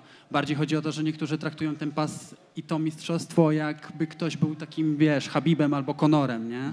A no to nie o to chodzi. Nie no, wybaczamy tobie, Dawid, na luziku, ale ja myślę, że tutaj trzeba... Jak najbardziej. Steven siedzi, Janek, tak, no ja w tym Popek momencie właśnie, czeka już nabuzowany. Tak, ja chciałem powiedzieć, że właśnie patrzę, Amadeusz już tak kręci tym mikrofonem, a Amadeusz ma coś do powiedzenia, proszę. Słuchaj, mi brakuje Amadeusza trochę, tak szczerze mówiąc, tego dawnego, bo ja wiem, że on by chciał się rozwinąć. Wiem, że on chce, on to dusi w sobie, ale nie wypada mu. Wojtek zawsze... Adam tak spokojnie siedzi, że po prostu mu nie wypada. Wojtek zawsze generator dymów, więc Amadeuszu powiedz, co chcesz powiedzieć. Nie, no bo tak tutaj chłopaki wcześniej mówili o wróżkach i tak w ogóle ja po konsultacjach ze Stiflerem też poszedłem do wróżki, o dziwo. Tylko że to była wróżka zębuszka i nic mi za cholerę nie chciała zdradzić. Jedyne co powiedziała, że mam mnóstwo pieniędzy dla Adriana Polaka po 5 września przygotowanych. No i to jest dobry beef, tak, bardzo dobrze. Ale już zupełnie na serio, Amadeuszu, w oczach większości twój przeciwnik jest faworytem i po face to face zarzucają, mimo że już się z tego jakby tłumaczyłeś, że twoje latające nogi były oznaką strachu przed rywalem, że ty po prostu jesteś przed nim totalnie speniany. Jak to wygląda? No ja tam widzę na przykład jednego potężnego włodarza, też mu wylajtowany siedzi, wyluzowany, też mu chodzą nogi. Czy jest to oznaka strachu przed Adrianem Polakiem? No niekoniecznie, wiesz, ja jestem troszeczkę nadpobudliwy, no tak mi latają, teraz też mi latały, jestem wyluzowany, czuję się dobrze. No po prostu jestem nadpobudliwym człowiekiem. Zawsze. W szkole też nie mogę wysiedzieć przy ławce, zawsze musiałem trochę tam się poruszać, pogimnastykować. Adrian, pytanie do ciebie. Zupełnie niespodziewanie twój potencjalny przeciwnik Dawid Malczyński na tej gali zawalczy z Wojtkiem Golą. Komu będziesz kibicował w tej walce? Ej. Dobrze się zastanów. O kurde. Jeden siedzi obok ciebie, drugi ci płaci. Czekajcie, obydwaje są blisko. Znaczy, to powiem tak, uwaga. Oktagon zweryfikuje. Niech wygra lepszy. Nie, błagam, nie zaakceptuję. Od każdego zaakceptuję, nie od ciebie, Adrian Polak. Nie ma opcji. Słuchaj, powiem ci tak, każdy ma na pewno... z Wojtkiem się nie biłem, więc nie wiem, jak to jest od niego dostać w twarz. Z Marcinem, przepraszam, z Dawidem biłem się 2 razy.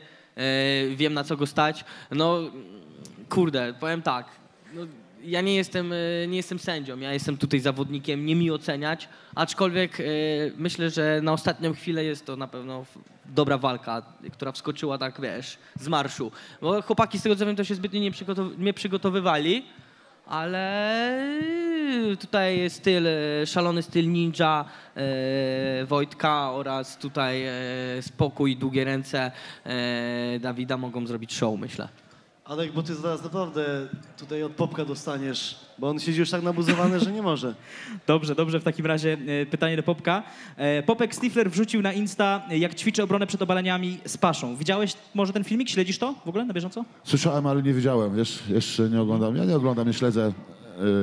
Wiem, jak to będzie wyglądać. O. Czy można założyć, że Stifler przewidział twój game plan, czy sposób na zmylenie przeciwnika? Mój gay plan? Tak, game plan. Oj, nie, Popek, w to się nie bawimy. Nie mam żadnych planów z tym związanych, a co do mojej gay, jak ja powiedziałem, czuję się najlepiej, najebany, stójka, parter, nieważne. Ja tą walkę idę wygrać. Ja to wiem, Stifler o tym wie, wszyscy o tym wiedzą. Okej, Stifler, pytanie do ciebie w takim wypadku, bo ty oczywiście masz swoje treningi, ale i Popek się nie opiernicza. Czy widziałeś, jaką wydolność organizmu pokazał wczoraj Paweł? Taka długość przepłynięta pod wodą, to czegoś dowodzi? Jak to widzisz? Nie widziałem. Nie widziałeś? No to Popek, możesz się pochwalić w takim razie, bo to naprawdę jest... Zajebałem basen pod wodą. No. Jaki to był basen? Jaka to była długość i tak dalej? I wciągnął nosem wodę. Olimpijski. Pod wodą. Czy w takim razie nie obawiasz się, że jednak te plotki o tym, że Popkowi braknie kondycji, mogą być przesadzone? Znaczy ja nie wiem, czy to ma jakiś tam związek, że ktoś jak dużo wytrzymuje pod wodą, to ma dobrą kondycję. Chodzi o wydolność organizmu. Mógłbym zostać poławiaczem pereł po wczorajszym filmie. To nie wiem. Nie widzisz związku? Nie widzę. Okej, Popek, a jak ty uważasz, czy to jest coś, co ci pomoże w walce ze Stiflerem? Jeżeli pytamy się o moją kondycję, to ja miałem około 16 sparingów po 5 rund. I naprawdę ja się nie boję jeszcze tutaj w federacji, gdzie runda będzie trwała 3 minuty. Naprawdę nie boję się o moje kondycje. Basen to jest tylko przedsionek do oktagonu, który przepłynąłem. Przejdę po nim śpiewająco i do domu. A to jest z Stiflerem na imprezę później. Zabieram go. Ale muszę wam powiedzieć, że nie lekceważyłem Stiflera, bo byłem z nim na treningu i naprawdę gość ma pierdolnięcie. Ma pierdolnięcie w ręce, mocne, sparuje z dużymi gośćmi, większymi nawet niż ty, Paweł. Wiemy, że naprawdę też z przerzuca ich. Ma siłę, naprawdę ma dużo siły. No wiadomo, że jak tam ja z nim robiłem jakieś zabawy, teraz opublikuję właśnie na naszym kanale Skład Film, gdzie zobaczycie fragmenty z treningu ze Stiflerem. Robiliśmy zabawy i Stifler naprawdę mnie przerzuca, nie? To tam jest oczywiste, jestem lżejszy, blokuje obalenia, mówił, że w parterze nie czuje się zbyt mocny, ale jednak ten parter, powiem ci, że zrobił lekcję przez ten czas. Istnieje szansa, że do tego parteru po prostu nie zdąży naprawdę dojść. nie przekreślałem jego, bo siłowo gościu ma takie pierdolnięcie, że zęby mogą polecieć. Przy wadze koło stówki, każdy by się machnął, by trafił na scenę, byłoby po temacie, tylko ja będę nieuchwytnym celem.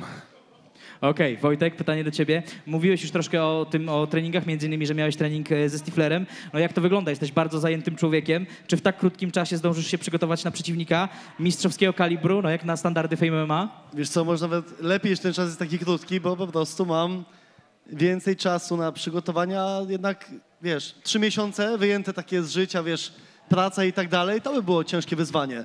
A tutaj jak mam ten krótszy okres czasu, no to teraz trochę przypiłuję ostro te treningi, bo naprawdę przykładam się. Zapierdalamy tutaj, też jest tutaj Filip ze mną, zapierdalamy z trenerem Grzegorzem, robimy dobrą robotę, wychodzę, damy sobie po mordach, idziemy potem na imprezę. Mam nadzieję, że się nie połamię, bo może mi pęknąć piszel, może mi się złamać ręka na głowie Dawida znowu, może mi kolano się rozwali, ale najważniejsze, żeby wygrać tą walkę.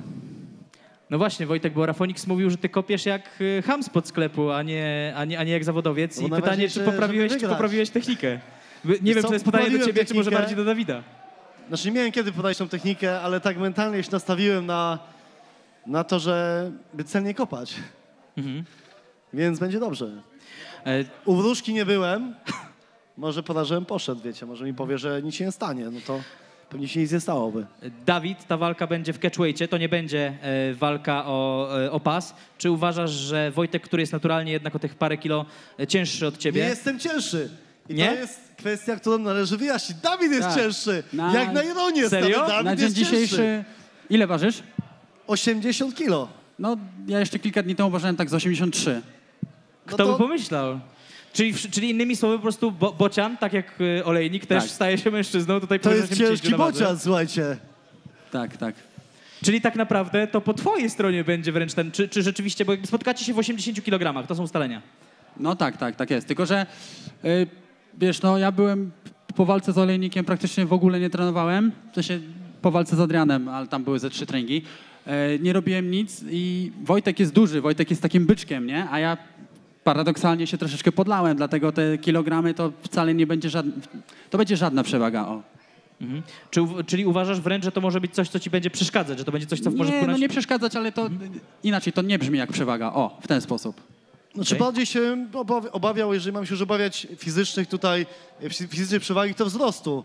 No bo waga 80 kg, wyjdziemy podobnie do oktagonu, to już te 1, 2 czy 3 kg to nie robi różnicy. Jak walczyłem 15 czy 50 kg różnicy z zawodnikami, to mogłem myśleć, że to jest przewaga. Ale 2 czy 3 kg to naprawdę nie mówimy tutaj o przewadze warunków fizycznych. Nawet dobrze, to jest chyba mój pierwszy zawodnik, gdzie jest najbardziej zbliżony. Znaczy w sumie nie, bo Rafonix był bardziej zbliżony do mnie.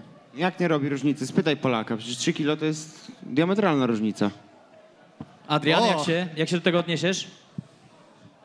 Sorry, nie słuchałem. Powiedział, że dla ciebie 3 kg to jest różnica nie do przejścia, że to, co Dawid mówi, że No to jest to beczka... zróbmy na moją korzyść. Jak na moją korzyść mają być te kilogramy, to nie ma problemu, no ale wiesz, o co chodzi. Chodzi o wyrównanie zasad. Ja wiem, no tak, ja wiem o co chodzi, no. Wiesz, Amadeusz? No w końcu się przyznał. No to skoro nie robią ci takie różnice, tobie nie robią różnicy, to dawaj w 70 się bijemy. To tylko kilogramy. Tylko 3, No mi 4, robią różnicę, no bo... A mi też robią. Moja naturalna waga to 71 kg. Specjalnie dla ciebie. 71, tak? 70, szczerze, 74 kg to moja taka, gdzie się najlepiej czuję, optymalna taka na co dzień waga 73-74. Specjalnie dla ciebie jest waga 77 kg. O kurczę, to czuję się zaszczycony w takim wypadku. Czuję się zaszczycony. Nikt nie powiedział, że to Ale będzie przynajmniej na w końcu korzyść. się przyznałeś, że jesteś obsrany walczyć w wyższej kategorii wagowej. Gdzie ja to powiedziałem, że ja jestem obsrany? Ale z No czego mam powiedziałeś, być że skoro obsrany? to na twoją Mam korzyść, być to- obsrany czego? Że wygrałem już z tobą raz i wygram drugi? Czego mam być No. obsrany? A, tam wygrałeś. No Wiesz, to- jakbyś ze mną wygrał, to wtedy mógłbym coś myśleć. Wygrałem z tobą raz i tyle. No, nie mam być przed czym obsrany. Wychodzę No. drugi raz z tobą do walki. Czego mam być obsrany? Co ty w ogóle świrujesz? No to Adriana? skoro nie jesteś obsrany, to Nie kurwa mogłeś wyjść Walczymy normalnie w w open, mamy 77. konflikt, chcesz się napierdzielać, a ty jesteś taki.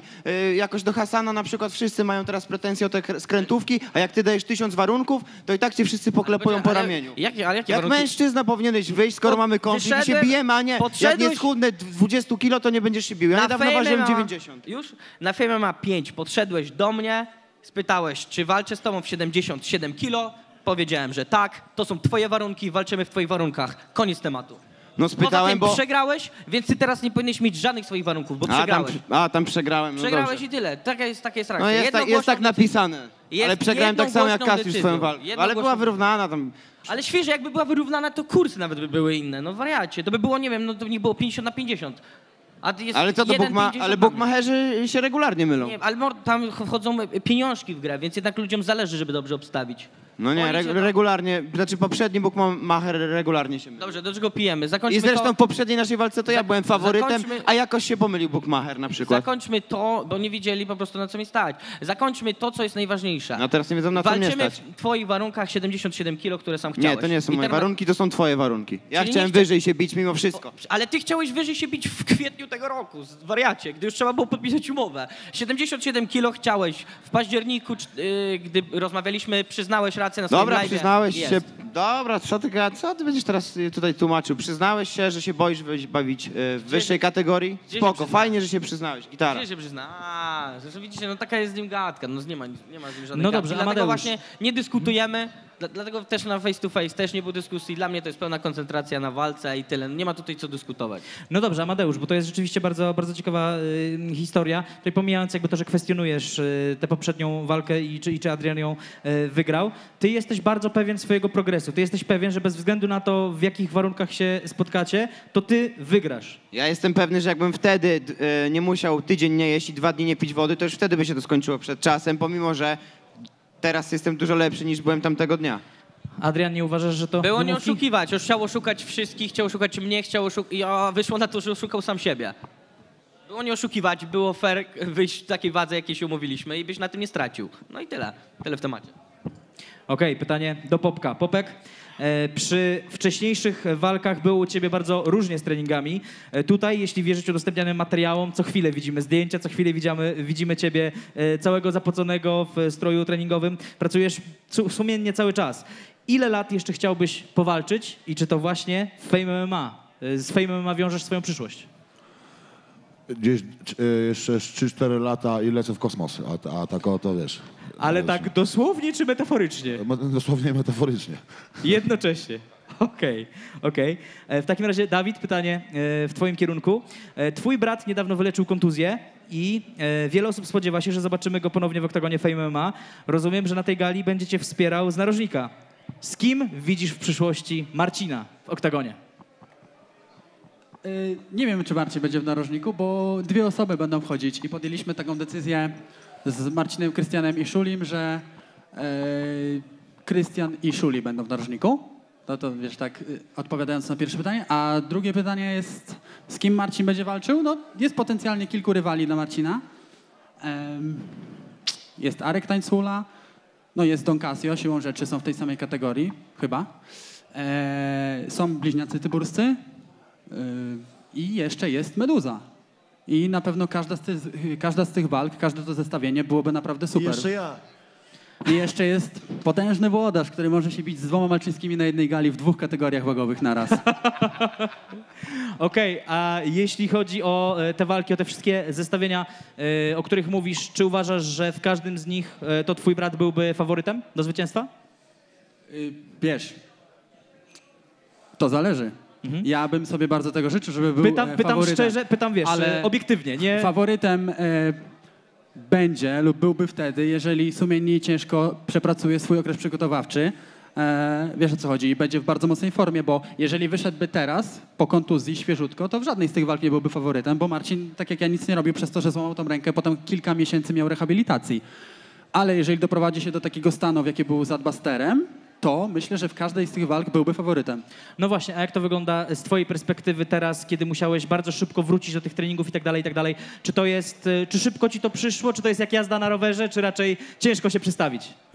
Pierwszy dzień tragedia, drugi już mniej i od 3 do dzisiaj już po prostu jestem w tym trybie, już lecę. I staram się wycisnąć z tych kilku dni 200%.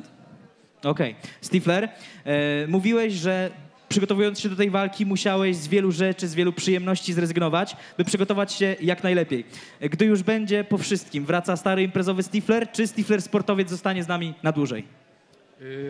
Znaczy nie rozumiem pytania.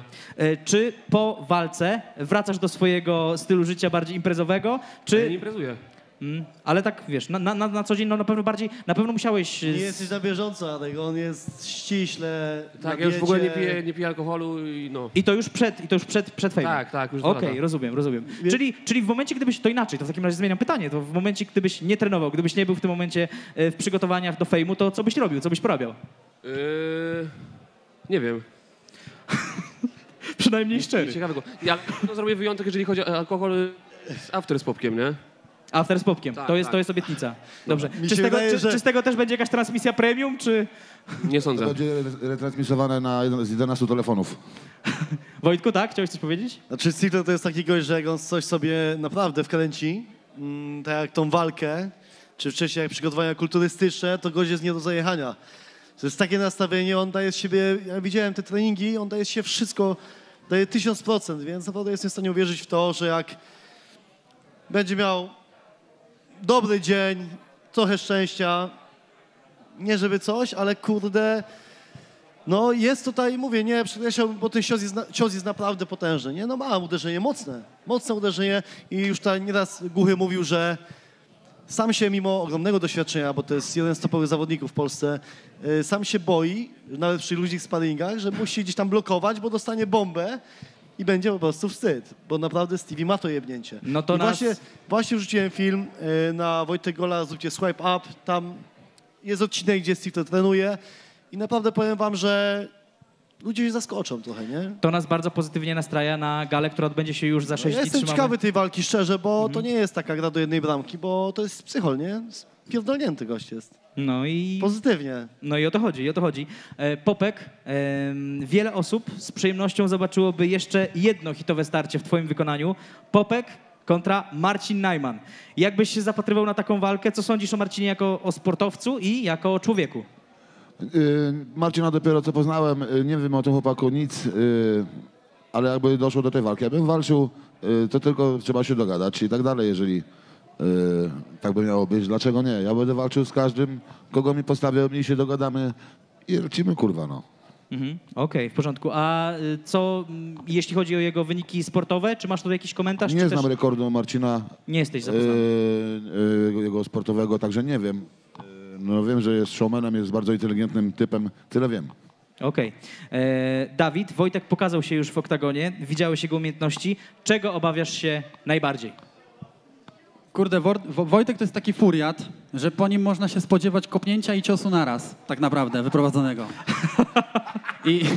I to jest najgorsze w nim. To jest w nim Wojtek, najgorsze. jakby co, to on cię nie komplementuje. On w tym momencie krytykuje twoją technikę. To jest swego rodzaju komplement, bo to nie jest żart. No naprawdę, po Wojtku można się spodziewać absolutnie wszystkiego. Nie da się go przeczytać. I 100 razy bardziej wolałbym walczyć z ułożonym zawodnikiem niż z Wojtkiem, bo to jest naprawdę ciężko jest kogoś takiego przeczytać, nie wiesz co zrobi. Ale myślę, że te kopnięcia na pewno są mocne, bo kopie bardzo mocno. No i rękoma też dosyć szybko macha. Czyli to, co mówił Wojtek, Wojtek jest nieprzewidywalny. Wojtek Gazela. Nie, ale chciałbym, kurczę, w tej walce zrobić nowe techniki, wystosować, wiesz o co chodzi? Aha. Co jeszcze nie robiłem. Nietoperza czy helikopter w ogniu? Zobaczymy. A co Steve nie topesz, wiesz, to... W ogóle, stary, Stevie, obudź się i weź pokaż, kurwa, swoją moc, bo naprawdę Steve to jest gość, w którym drzemie dużo energii, a dzisiaj jestem jego adwokatem trochę, tak widzę. Istnieje spora szansa na to, że on po prostu zbiera energię i to wszystko wybuchnie w oktagonie. I jeżeli Stifler miałby uwalić Popka w main evencie najważniejszej gali Fame MMA 7, no to myślę, że wtedy miałoby to Może sens. Żadek zadać pytanie, bo ja... Popek, co by się stało, gdyby jakimś cudem, znaczy jest to możliwe bardzo mocno, ale gdyby Stifler cię ujebał, tak szczerze mówiąc. Powiem ci, pogratulowałbym mu naprawdę od serca, bo to by było coś, nie? No, ma szansę wygrać tak samo, jak ma szansę przegrać. Tutaj, wiesz, w mojej głowie ta walka gdzieś jest już tam wygrana, ale nie mogę powiedzieć, że jej wygrałem, że wyjdę, rozpierdolę Stiflera w pierwszej rundzie. Tego bym sobie życzył, ale jak będzie, wiesz, może faktycznie być tak, że gdzieś tam w pierwszym starciu zaczniemy machać gałązkami i gdzieś mnie trafi czysto na szczenę i będzie knockout. Jest taka ewentualność, ale ja jestem dobrej myśli, naprawdę, wiesz, przepracowałem ten czas bardzo ciężko. Życzę Stiflerowi jak najlepszego startu, sobie wygranej walki i tyle. Adrian, od samego początku trenujesz z Anzorem Ażijewem, czyli jednym z najlepszych w swoim fachu. Czego poza matą nauczył cię Anzor? Przede wszystkim pokory, szacunku do przeciwnika i szacunku do tego sportu. Amadeusz, widzę, że od razu jak to usłyszałeś, zacząłeś się masować po oczach, po głowie. Rozumiem, że to nie jest coś, w co ty wierzysz. To zajebisty cwany list, to jest kalkulator. No, przekalkulował, no, skoro zgrywa Conora McGregora, jeszcze tam przegrał, to wiadomo, spadnie fala hejtu, zgrywa pokornego, udaje kogoś, kim nie jest, no to po prostu, wiesz, ludzie nie lubią cwaniakowania i kozaczenia, tak? Więc przekalkulował sobie, że bardziej opłaca mu się udawać pokornego. I tak też robi, nie? Wiedziałem, jak już spytałeś o co, czego to go nauczył, to już wiedziałem, że to będzie pokora, jeszcze raz pokora. A widać było pokorę po naszej ostatniej walce. Czy to w tym media roomie, czy nawet bezpośrednio po ogłoszeniu werdyktu, No tak, gdzie nawet ale pomimo on ci oddał. Ten policzek był oddaniem za twój policzek, czy nie? Czy... No dobrze, no ale później w media roomie łaził, prowokował, a jak do niego przyszedłem, to tam uciekał i krzyczał. Tam z daleka, coś tam. To jest bardzo ciekawa sytuacja. Adrian, Amadeusz zarzuca ci, że ty kalkulujesz, że ty udajesz, że ty grasz pokornego. Za to on jest otwarcie otwarcie jest bardzo pewny siebie, arogancki i tak dalej. Czy uważasz, że lepiej jest być pokornym na pokaz, czy lepiej jest być wprost aroganckim, bezczelnym i tak dalej? Ale szczerym przy tym. Zakładając, że Amadeusz jest po prostu sobą, nie? Więc tak, ja niczego nie udaję. Po prostu człowiek dorasta, dojrzewa do pewnych decyzji, do pewnych poczynań. Wydaje mi się, że po prostu moje umiejętności, jak nie stoją w miejscu, tak samo podejście do życia i ogólnie do tego sportu. Kolejna kwestia, Amadeusz często zdradził ostatnio, jakie tam sobie książki czyta i to są książki takie, dzięki którym on staje codziennie przed lustrem i wymawia sobie, że jest najlepszy, jest zwycięzcą. Tak, to są te książki, które ostatnio jedną z nich wymieniłeś. Psychologia ale i daj tak... mi, ja ci nie przerwałem. Zaraz powiesz. Słuchaj, poza tym, że mówisz, że jakiś jesteś, że wygrasz, że to trzeba, za tym jeszcze muszą stać czyny, bo nie staniesz się milionerem, mówiąc, że jesteś milionerem. Ja jestem za tym, że trzeba pokazać swoje prawdziwe ja, prędzej czy później to i tak wychodzi.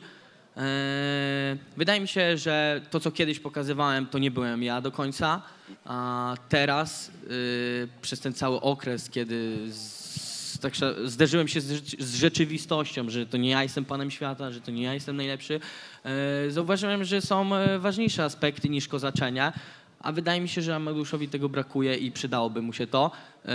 Lekcja pokory, nie ja jestem od tego, żeby mu ją dawać. Myślę, że on sam kiedyś dojrzeje. Masz dzieciaka, stary, wiesz, fajnie by było też pokazać mu w przyszłości, że jego ojciec jest spoko gościem, nie tylko krzyczy i obrzuca się gównem z innymi, bo ty z każdym swoim przeciwnikiem się obrzucasz gównem. Ja staram się jednak dojrzeć do tego i pokazać, że potrafię do przeciwnika podejść z szacunkiem. Do ciebie, nie wiem, czy pamiętasz, pierwsza konferencja przed naszą pierwszą walką, ja byłem cały czas grzeczny, spokojny, obejrzyj sobie tą konferencję, pierwszą naszą konferencję, jaką mieliśmy wspólną, zobacz, jak ja się zachowywałem, byłem tam grzeczny, spokojny, dopiero przy drugiej konferencji się odpaliłem, bo żeś mnie wyzywał od dziwek, od szmat, od śmieci, dopiero wtedy się odpaliłem, bo nie będę sobie pozwalał, wiesz, pluć w twarz komuś takiemu jak ty, szczególnie, że tak naprawdę wszystko to, co masz, no zawdzięczasz mi i temu całemu konfliktowi. Ja byłem już tutaj, wcisnąłeś się do tego Fame, zdaję sobie sprawę, że chcesz tu być. Mi to tak naprawdę nie przeszkadza. Możesz sobie walczyć, możesz nie walczyć, mnie to nie interesuje. Chcę z tobą zakończyć raz na zawsze ten konflikt, chcę, żeby to było już za nami i mam nadzieję, że jeżeli moja ręka będzie podniesiona ku górze, nie będziesz już spekulował mojej wygranej i pójdziemy po prostu w swoje strony. Amadeusz, jak się odniesiesz do tego płomiennego monologu? No cóż, nie wiem od czego zacząć tak naprawdę, bo trochę tego było. W paru słowach. A czemu? On mówił z 5 minut, może też chcę pogadać sobie. Nie no, ale to może zacznę od tego, że on powiedział, że nie stanę się milionerem, wmawiając sobie, ja mówiłem, że czytam książki z psychologii, on ma na myśli afirmacje, autosugestie, że sobie wmawiasz takie rzeczy, a to, o czym ja mówiłem, to jest na zupełnie inny temat. Czytam książki, tak samo powiedział, że nie staniesz się milionerem wmawiając, tak samo mówiąc i bredząc takie rzeczy, jak on gada, nie staniesz się mądry, będąc debilem, tak? Słuchaj, bardzo wyważona odpowiedź, Adrianku, jak zawsze pokazałeś klasę. Podkreśliłeś też, jak wspaniale zachowywałeś się na pierwszej konferencji. Chodzący wzór do naśladowania. Drogie dzieci, proszę brać przykład z Adrianka. No i tyle. No i myślę, że i tak mimo wszystko jednogłośną decyzją Adrian Polak-Polański. No i cóż mogę więcej powiedzieć. Dobrze, Pozerstwo i kłamstwo i manipulacja. Zaczął gadać o książkach z psychologii, a manipulacją to właśnie on świetnie się posługuje, czego przykładem był ten monolog, który przed chwilą nam przedstawił.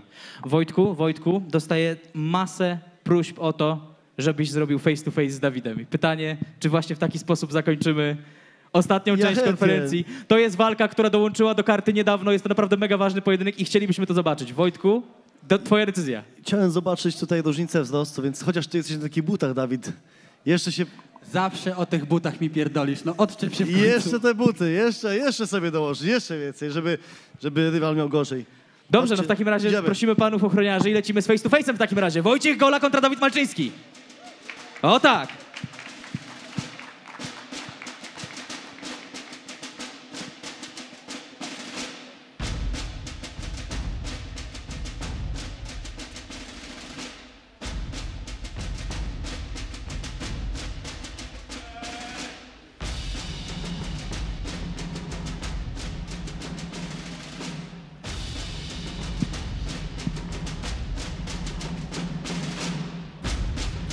Bardzo dobrze, moi drodzy, a więc na konferencji momentami na śmieszno, momentami na poważnie. Tutaj widzimy, nikt ręki ani nogi odstawiał nie będzie. Wojciech Gola kontra Dawid Malczyński to jedna z 10 walk, którą zobaczycie na Fame MMA 7 już 5 września. Dziękujemy ostatniej części konferencji. Dla was wystąpili tutaj przed wami Dawid Malczyński, Adrian Polak, Popek, Wojciech Gola, Amadeusz Ferrari, Stifler. Dziękujemy wam bardzo serdecznie. Jeżeli chcecie coś powiedzieć, proszę, to jest ta chwila. Ja chciałem jedną rzecz powiedzieć. Polaczek gada, że jego waga naturalna to 7,1 i że właśnie wrzucam na swojego Instagrama foteczkę, gdzie waży 82 kilo i tam... No i tyle. Ja zachęcam was do zakupu pay-per-view. Nie czekać Jazda! na ostatni moment. Gorąca gala, Demaskował 10 mnie. walk. Oczywiście, Będzie się oczywiście. działo. Zachęcamy bardzo serdecznie do tego już 5 września w Łodzi Fame MMA 7. Najważniejsza gala Fame MMA w tym roku, na pewno, tak mi się wydaje. 10 walk, niesamowite emocje, będzie się działo, mocny main event. Ale ty wiesz, że my lubimy zaskakiwać, więc... No właśnie, no zobaczymy co będzie. Niczego nie można się spodziewać. Nikt się nie spodziewał tego, że Bocian z potężnym włodarzem zawalczą, a tymczasem Popek, no... Pewne stare zwyczaje, jak może sobie coś przygarnąć, nie swojego, wiadomo, GBS i o co chodzi. Jakbyście chcieli zobaczyć właśnie trening Stiflera, krótki sparring, mój też sparring, to zapraszamy na kanał Składu. I Dzięki oczywiście wielkie. zapraszamy do tego, żebyście kupowali pay-per-view od swoich ulubieńców z Reflinków, albo tak po prostu od Fame MMA. Nie zapominajcie o tym, bierzcie udział w konkursie BetClicka, konkurs.famemma.com. 40 osób będzie miało ten zaszczyt pojawić się na Fame MMA 7. Nie ma biletów w sprzedaży, to jest jedyna szansa. Dziękujemy wam bardzo serdecznie. Bądźcie z nami, ja nazywam się Arkadiusz Pan Pawłowski. Dziękuję. Widzimy się już Ja też niedługo jeszcze- na ważeniu i na gali Fame MMA 7. Mogę jeszcze jedną rzecz powiedzieć? Że jak chce ktoś zobaczyć mój sparring z Wojtkiem, bo też miałem sparring, to linka wrzucę też do siebie na story, na swoje papa. Pozdro. A jak zareklamuję kawę, to mogę zabrać do domu? Słucham? Jak powiem głośno GBS, to mogę do domu zabrać? Bierz pan. GBS! Dziękujemy serdecznie, trzymajcie się i hej! Ponad 20 różnych smaków, 5 razy więcej kofeiny niż zwykła kawa. Jedna porcja to odpowiednik 3 napojów energetycznych. Na kod FAME25 minus 25% zniżki na cały asortyment. GBS dobrze jest. Polecam. Michał Boxel-Baron.